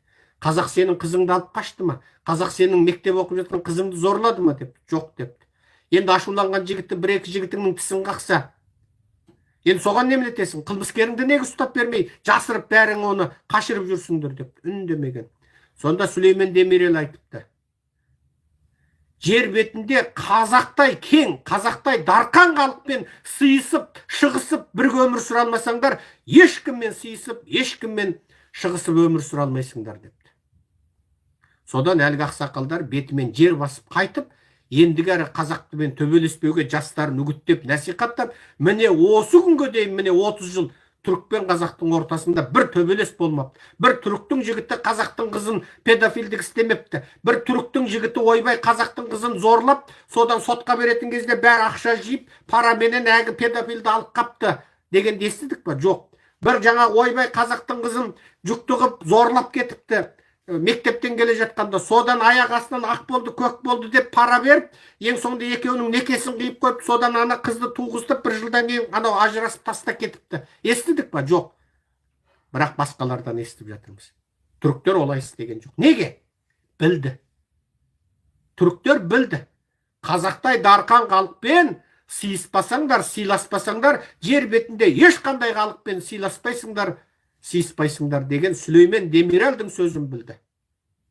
Содан бері қазақ пен түріктің ортасында қақтығыс болған жоқ. Түріктер тәрбие берді ме? Ойбай, қазақтар шабыңдар, жетісу біздікі. Біз түріктер болмаса қазақ әйтетін еді, бүйтетін еді деп тәрбие берді ма? Үгіт берді ма? Жоқ. Мына жерді сыйлаңдар деді. Қазақтың халқына құрметпен қараңдар деді. Біз арып ашып келгенде осы қазақтар жаңа жарты малтасын ал кеңірдегінен өтіп кетсе қолын тығып отырып бізге берді деді. Орыстар жаңағы анау Кавказдан, ана Айдаладан, ана Грузиннің тауынан, Түркиямен шектесетін Әрменнің тауынан жаңағы түріктерді бостырып алып келген кезде қазақ жаңағы сүтін берді. Беретін наны жоқ, сүтін, құртын берді, айранын, беріп аман сақтап қалды. Соны айтты. Ақсақалдар айтты, жақсылықты білейік деді, бауырлас халықпыз деді, берекемен өмір сүрейік деді. Қорғағыш, ол жаңағындай қылмыскер, педофил, қыз зорлағыш, ұры, жаңағындай көкбет, халықтың жаңағы алтын асыл азаматтарына күйе жағатын, қара жағатындарды қорғап қалудың керегі жоқ. Ол біздің ұлтымызға оның пайдасы жоқ, зияны бар. Мә заң бойынша соттасын деген деп берді олар. Ал басқаларға айтеді, жаңа педофилин, қыз зорлағышын қорғаштап, оны ұлтшылдық деп, оны қорғап, сен батырсың, сен қаһармансың, мына қызды педофилдік істеп қорладың ба, зорладың ба, екіншісін істе, біз сені түрмеден алып шығамыз деді. Анау Жаркенттегі ана қызды зорлап, оған жыныстық басқыншылық жасап, артынан машинаның баллонына салып өлтіріп, оның мәйітін өртеп жібергенде кім алып шықты түрмеден? Кім жиыс жасады соны? Кім соны 7 жылға сотталған жерінен алып шықты? Артынан барып ана қызды тағы өлтірді. Кім істеді? Сол ұлтшылдық па? Сол ұлттың жаңағы бетіне банк абырой бере ма? Сондай қылмыскерлердің ақша жиыс жасап құтқарайық деп түрмеден құтқарып шығу. Ол екінші қызды өлтірді. Ал жарайды, қазақтың 2 қызын өлтіріпті. Содан қазақ азайып қала ма? Қазақ жер бетінен қырылып кете ма? Жоқ. Бірақ жүректе не қалады? Жүректе өшпенділік қалады. Арада бетте сыйластық болмайды. Қайда барасыңдар осы қылықтарыңменен? Қылмыскеріңді, арсызыңды, арыспылдап үретін ақымақ топас кемпіріңді қорғап қалып, қыз зорлайтын қыз зорлағышыңды, кісі өлтіретін маниягыңды қорғап қалып, пара беріп түрмеден шығарып қалып, сол ма ұлтшылдық? Егер қазақтан сондай зұлым шықса, қыз зорлағыш шықса, адам өлтіргіш, манияк, қанішер шықса, мен бірінші болып өлтіріңдер, соттаңдар, заң бойынша өлтіру керек болса өлтіріп, мәңгілікке соттау керек болса сотта деймін. Мен ешқашан қылмыскерді ақтамас едім. Және ұлты қазақ болған үшін мен қылмыскерді керемет патриот деп мақтамас едім, ұлтшыл демес едім. Біріншісі, ол ұлт емес, ол адам емес қой ол.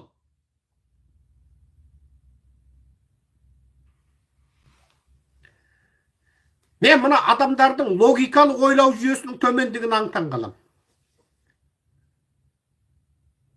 Логикалық ойлау жүйесінің төмендігін аңтан қалам.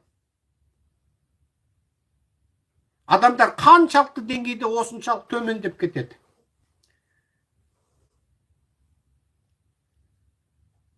Мен салған видеоны тыңдаңдар, қазақтар.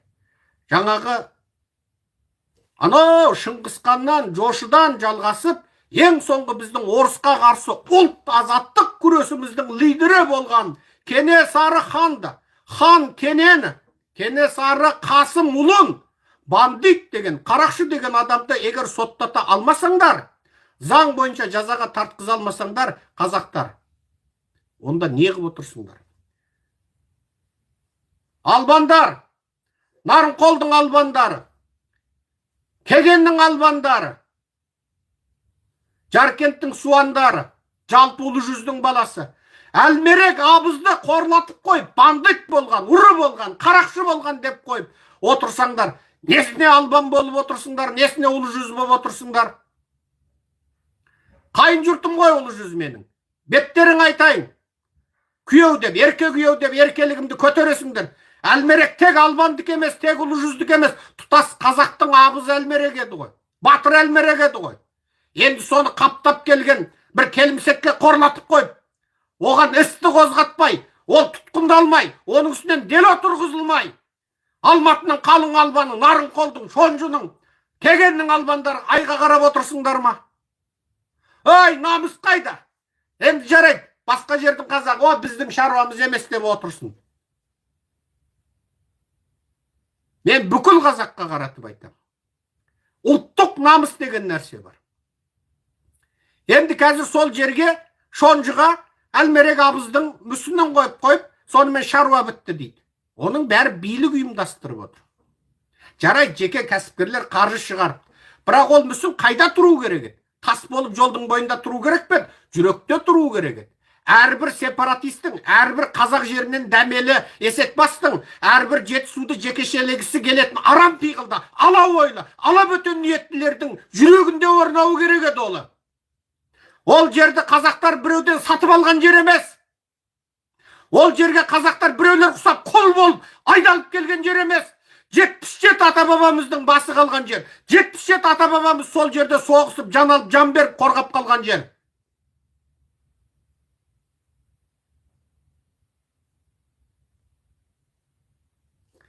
Ал бұндай сепаратистік пиғылдар жеткілікті.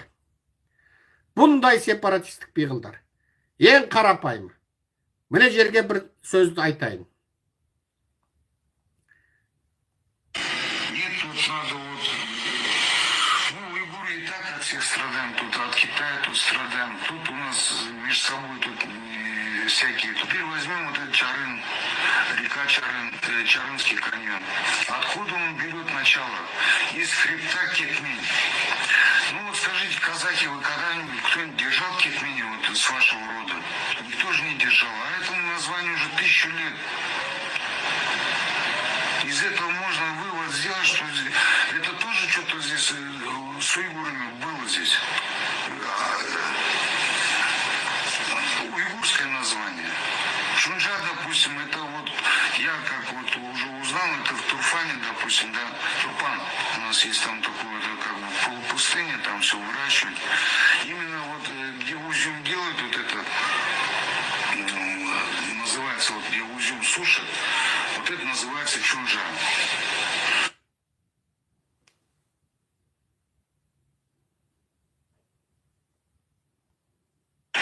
Нет, тут надо вот... Ну, уйгуры и так от всех страдаем. Тут от Китая тут страдаем. Тут у нас между собой тут... Естідіңіздер ғой. Ана жер 1000 жылдан бері біздікі дейді. 1,5 ғасырға жетер жетпес уақытта құл ретінде айдалып келгенін ұмытып қалған. Чонжа біздің жер 1000 жылдан бері. Кетмен біздің жер. Қазақ кетпеннің не екенін біле ме? Кетпен ұстаған жоқ қой дейді. Сепаратизм. Бұның басы қайдан шығады? Анау Құдай ұрған, Құдай төбесінен ұрған, екі дүние соңбай кеткір Қасым Мәсіми деген Есекбас самсашы бар. Оның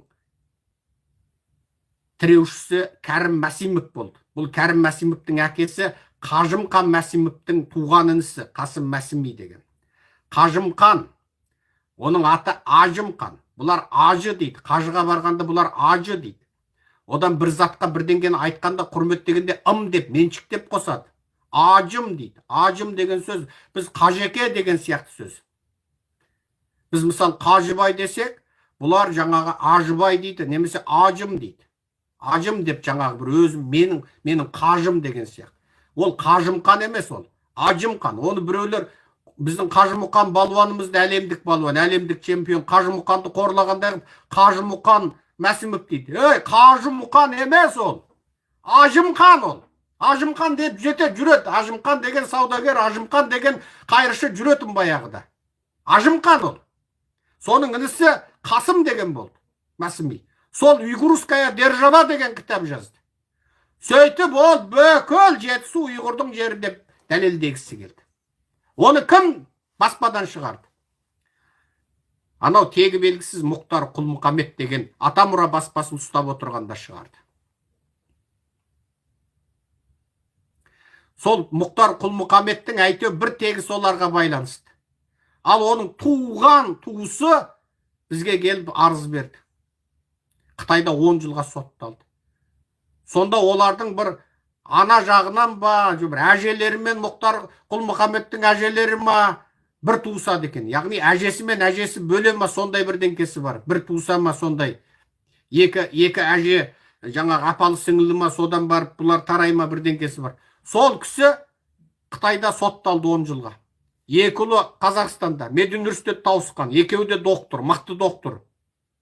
Анау мен бір адамдардың арызын қабылдап отырам, қолымда система салулы, бірақ қолымда жазып құжынаған адам арыз қабылдап отырам ғой. Сонда ана менің системамды салған сол жігіттер. Аға сіз ауырып тұр, я температура көтеріліп тұр, енді докторға келіп емделмейсіз, уақыт жоқ. Құжынаған адам, сонда жарайды біз барып система сап кетейік деді. Міне сол соның туысына араша түскен жоқ. Ана жігіт Абай газеттен ақпарат таратты өстіп. Мұхтар Құл-Мұхаммед туысым еді, менің әкем 10 жыл қамалып қалды деп еді. Ондай туысым жоқ, өллахи беллахи, Құдай сақтасын. Қытайға қарап қабақ түйуге де болмайды, Қытайға қарсы тұруға болмайды деп Абай газеттен мақаланы алдырып тастады. Міне, әңгіме қайда жатыр? Ал жаңағы енді Шыңжаң мәселесінен туып кетті ғой әңгіме. Соңғы сөзімді қайтарайын. Енді қазір Шыңжаңда билік негізінен партия комитетінің орынбасар бас хатшысы мынау Тибеттің жартысын бөліп алып Чинхай деп, кезінде Асан Қайғы бабамыз барған Көккөлді Чинхай деп Қытайлар ат қойып қойған. Сол жерден Шыңжаңға ауысып барған Ли Пыңшин деген сол отыр екен. Бұл өзі Ли Пыңшин деген әрі солшыл, әрі маушыл, әсіре маркстік радикализммен қатты ауырған, және бұл таптық күресті дәріптейтін сондай ши сияқты кербақпа коммунист екен. Және бұл өзі Қытай емес халықтарға деген өшпенділікпен ауырған дейді. Бұл таптаза марксизмші фундаменталист дейді. Енді бұл осы Шыңжаңда қайтадан геноцидті бастау мүмкін деген болжал бар.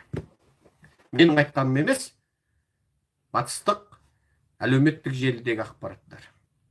Енді дәл қазіргі билік негізінен сол орынбасар төрағаның Ли Пыңшиннің қолында дейді. Енді осыдан ақ байқай беріңіздер. Мынау Қытай Қазақстанмен визасыз тәртіп орнатып, аз күнге Қытай мен Қазақ ортасы жылымық саясат босап, жылымық саясат жүріп, ол жақтағы қазақтар Қазақстанға кеп туысын көріп, 7-8 жыл қатын бала шағасын көре алмағандар қатын бала шағасын алдырып көріп, Қазақстандағы әйелдер Қытайда қамалып қалған күйеуін көре алмаған 7-8 жылдан кейін көріп, Қазақстанда күйеу еркектер Қытайда қамауда болған әйелдерін алдырып көріп, әйтеу қарық болып жатыр, бірақ бәрі емес. Әлі де сотталып нақақ жатқандар бар. Әлі де ізім қайым жоғалып кеткендер бар. Өткенде міне 3 аптаның алдында Американың радиосына біз тағы Қытайда нақақ сотталған, 5 жылға сотталып кеткен молда туралы ақпаратты шығардық. Қытаймен күрес тоқтамайды.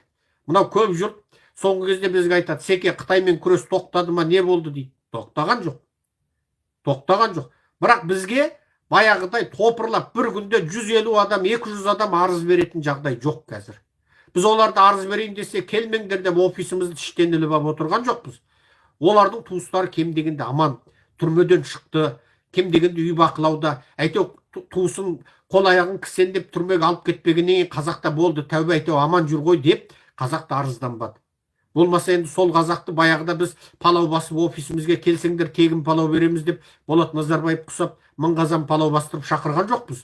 Осы ұйықтайықшы деп түнгі сағат 2-де көзімізді іліп, жаңағы осы қалғып мүлгіп отырсақ, ойбай бала, ертеңге қалдырма, бүгін арызымды қабылда деп қоймайтын сонда.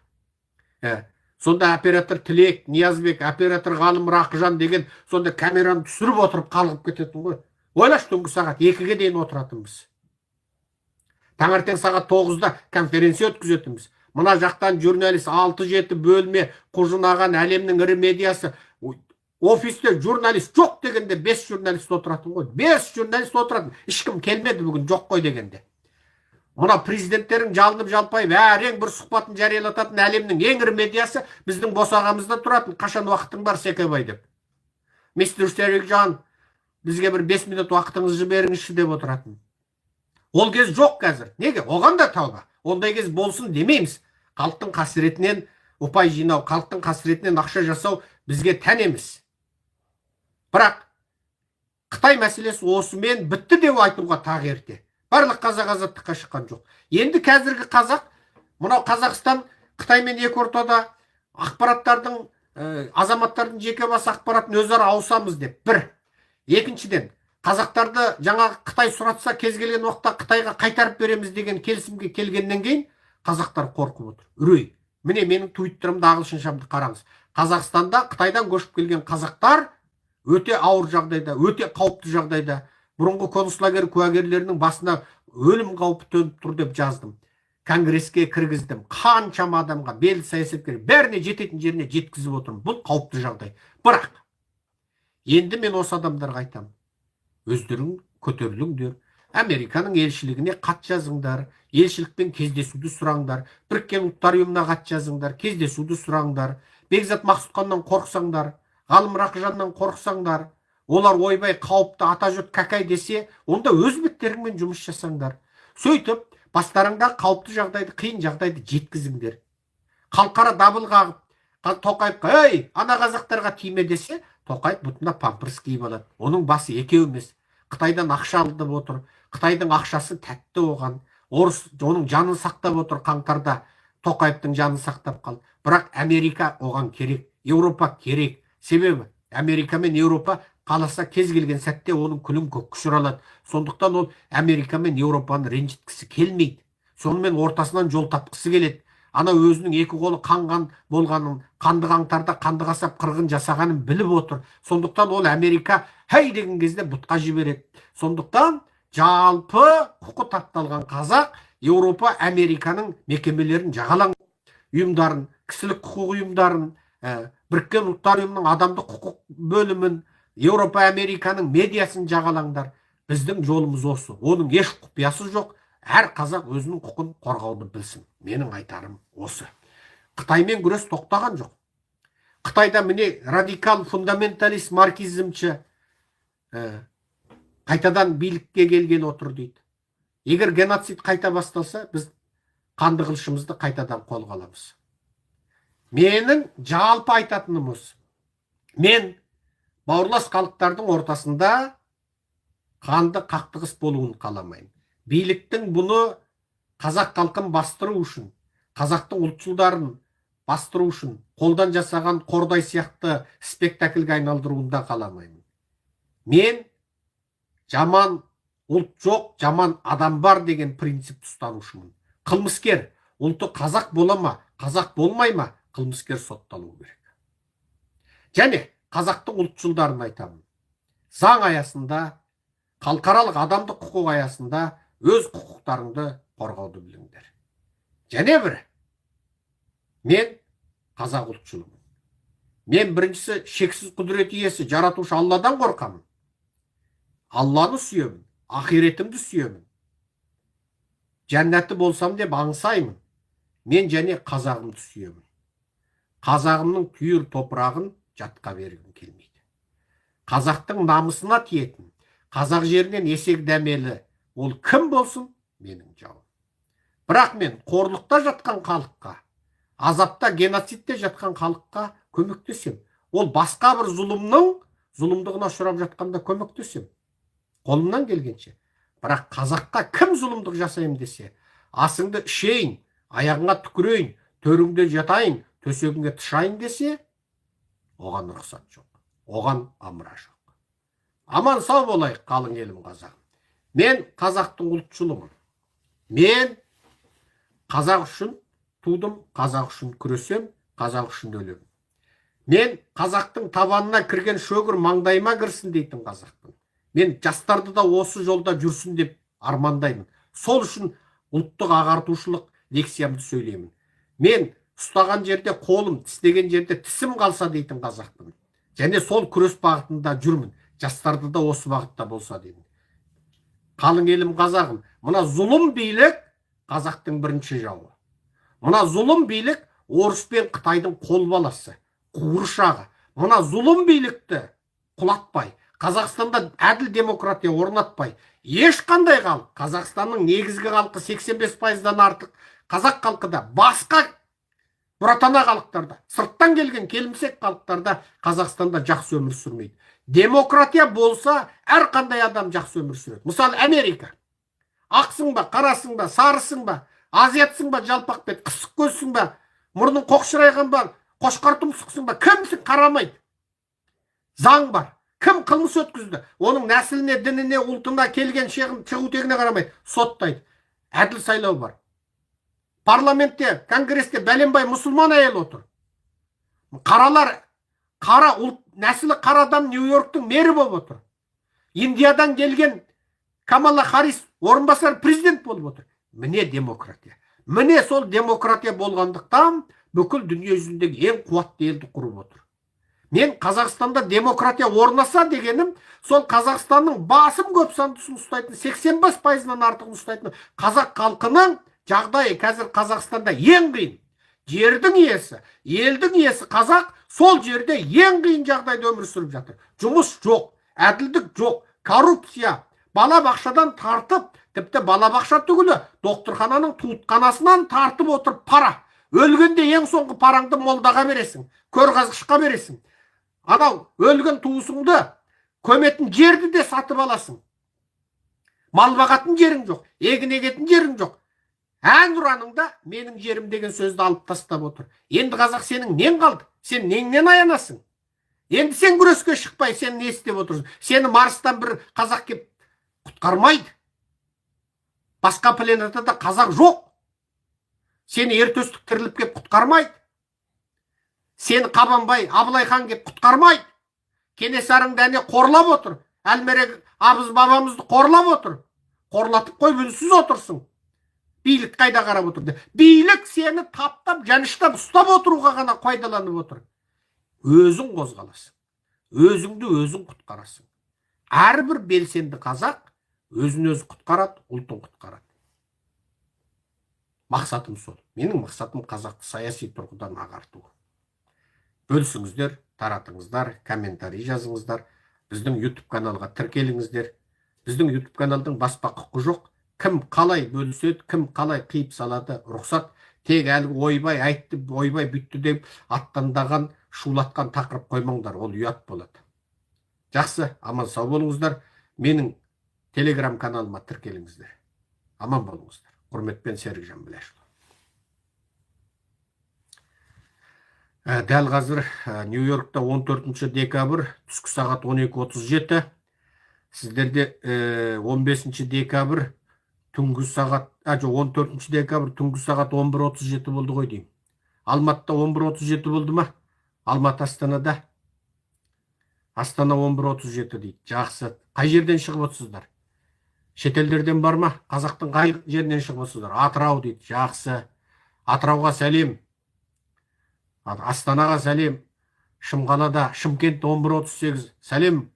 Маңғыстау. Алла разы болсын Маңғыстаудың халқына. Екібастұз, Шымкент, Тараз, Маңғыстау, Алматы. Жақсы. Мен енді Құдай берген 3 жыл бар. Полша дейді. Құдай берген 3 жыл бар, енді сон кем дегенде бір келінім Маңғыстаудан болсын деп отырмын. Бір келінім Шымкент, енді қазақтың ең бір өскен жері ғой деп ырымдап отырмын. Енді бір келінді оны өзі шешсін, енді сіздер шешсеңіздер. Бесік құда болам дегендер жекеге шығып хабарласа берсін деймін ба? Бостон дейді, Өскемен, Қарағанды. Жақсы, Ақтөбе, Атырау. Жақсы. Бүкіл қазақ даласына сәлем. Менің енді әзіл қойын. Болашақта балалар шешер, бірақ жалпы ойымыз сол. Не жат ел, жат жерде жүрміз. Жас 50-ге келді. Жас 50-ге келді. Жат ел, жат жер. Атбасындай алтын берсе де Американда тұрайын деген ниетім жоқ болатын. Ұлтым үшін күрестім. Сол үшін істі болдым, сотты болдым. Түрменің дәмін таттым. Түрме көрем деген жерім беді. Сол түрмеде беретін ботқа ішем деген асым беді. Сол түрмесін көрдім. Қолыма кісен салынды. Соның бәрін көрдік енді. Бастан өтті. Кім үшін істедік? Қазақ үшін істедік. Қазақты құтқарсақ дедік. Еңбегіміз жанды. Халқара таныды. Сол біріккен ұлттар ұйымы, Еуропарламент, анау Нобель бейбітшілік сыйлығын беретін, анау жаңағы Норвегиядағы Хельсинки комитеті, International Amnesty, Human Rights Watch, мынау жаңа Freedom Now, бүкіл дүние жүзді араша түсіп, мына зұлым биліктің, Назарбаевтың қолынан аман сақтап қалды. Америка конгресіне дейін, біріккен ұлттар ұйымына дейін Серікжан Біләшұлы қылмыссыз деп жариялады. Қылмысы жоқ деп жариялады. Қазақстан мені террорист деп соттады. Қазірге дейін Қазақстанның әділет министрлігінде Серікжан Біләшұлы террорист деген статуспен тұр. Менің банк есепшоттарым бұғатталған, мүліктерім бұғатталған. Міне, менің машинем, менің туысымның үйінде тұрғанына қарамастан, құжат бойынша өтіріктен штрафный стоянкада дейді. Неге? Ол штрафный стоянкада тұрған жоқ. Мен туысым үйінде тұр. Неге сөйтті? Әдейге ана штрафный стоянкада тұр деп, ана штрафтың ақшасын арттырып қоймақ. Тағы бірден арттырып қоймақ. Биліктің зұлымдығы сол, арсыздығы сол, надандығы сол, топастығы сол. Менің көлігімнің туысымның үйінде тұрғандығын бүкіл жер әлем біледі. Мен сол көлігімнің алдында қаншама видеолар түсіп жарияладым. Әңгіме сонда. Мына билік зұлым. Ол $1 миллион көлік емес ол. 15-ақ мың долларлық көлік. 2015 жылғы Nissan Almera. Сол. Міне көрдіңіздер ма? Мына билік соншалықты деңгейде зұлым, соншалықты деңгейде ұсақшыл, соншалықты деңгейде қорқып үрейленіп отыр. Менің бұл нәрселерді айтудағы мақсатым қазақты ояту. Қазақ оянса құл болмайды. Шығыс Еуропаның халқы коммунизмнен, социализмнен қалай құтылды? Мына дүние жүзіндегі ең жаман изм осы социализм. Содан Шығыс Еуропа қалай құтылды? Саяси сауаттылық арқылы құтылды. Тура солар сияқты біз де социализмнің темір тегеурінен шықтық. Біз неге құлдықта жатырмыз? Себебі саяси сауатсызбыз. Саяси сауатсыз халық құл болуға лайық. Саяси сауаттылық шынайы азаттықтың кепілі. Аман сау болыңыздар, құрметпен Серікжан Біләшұлы.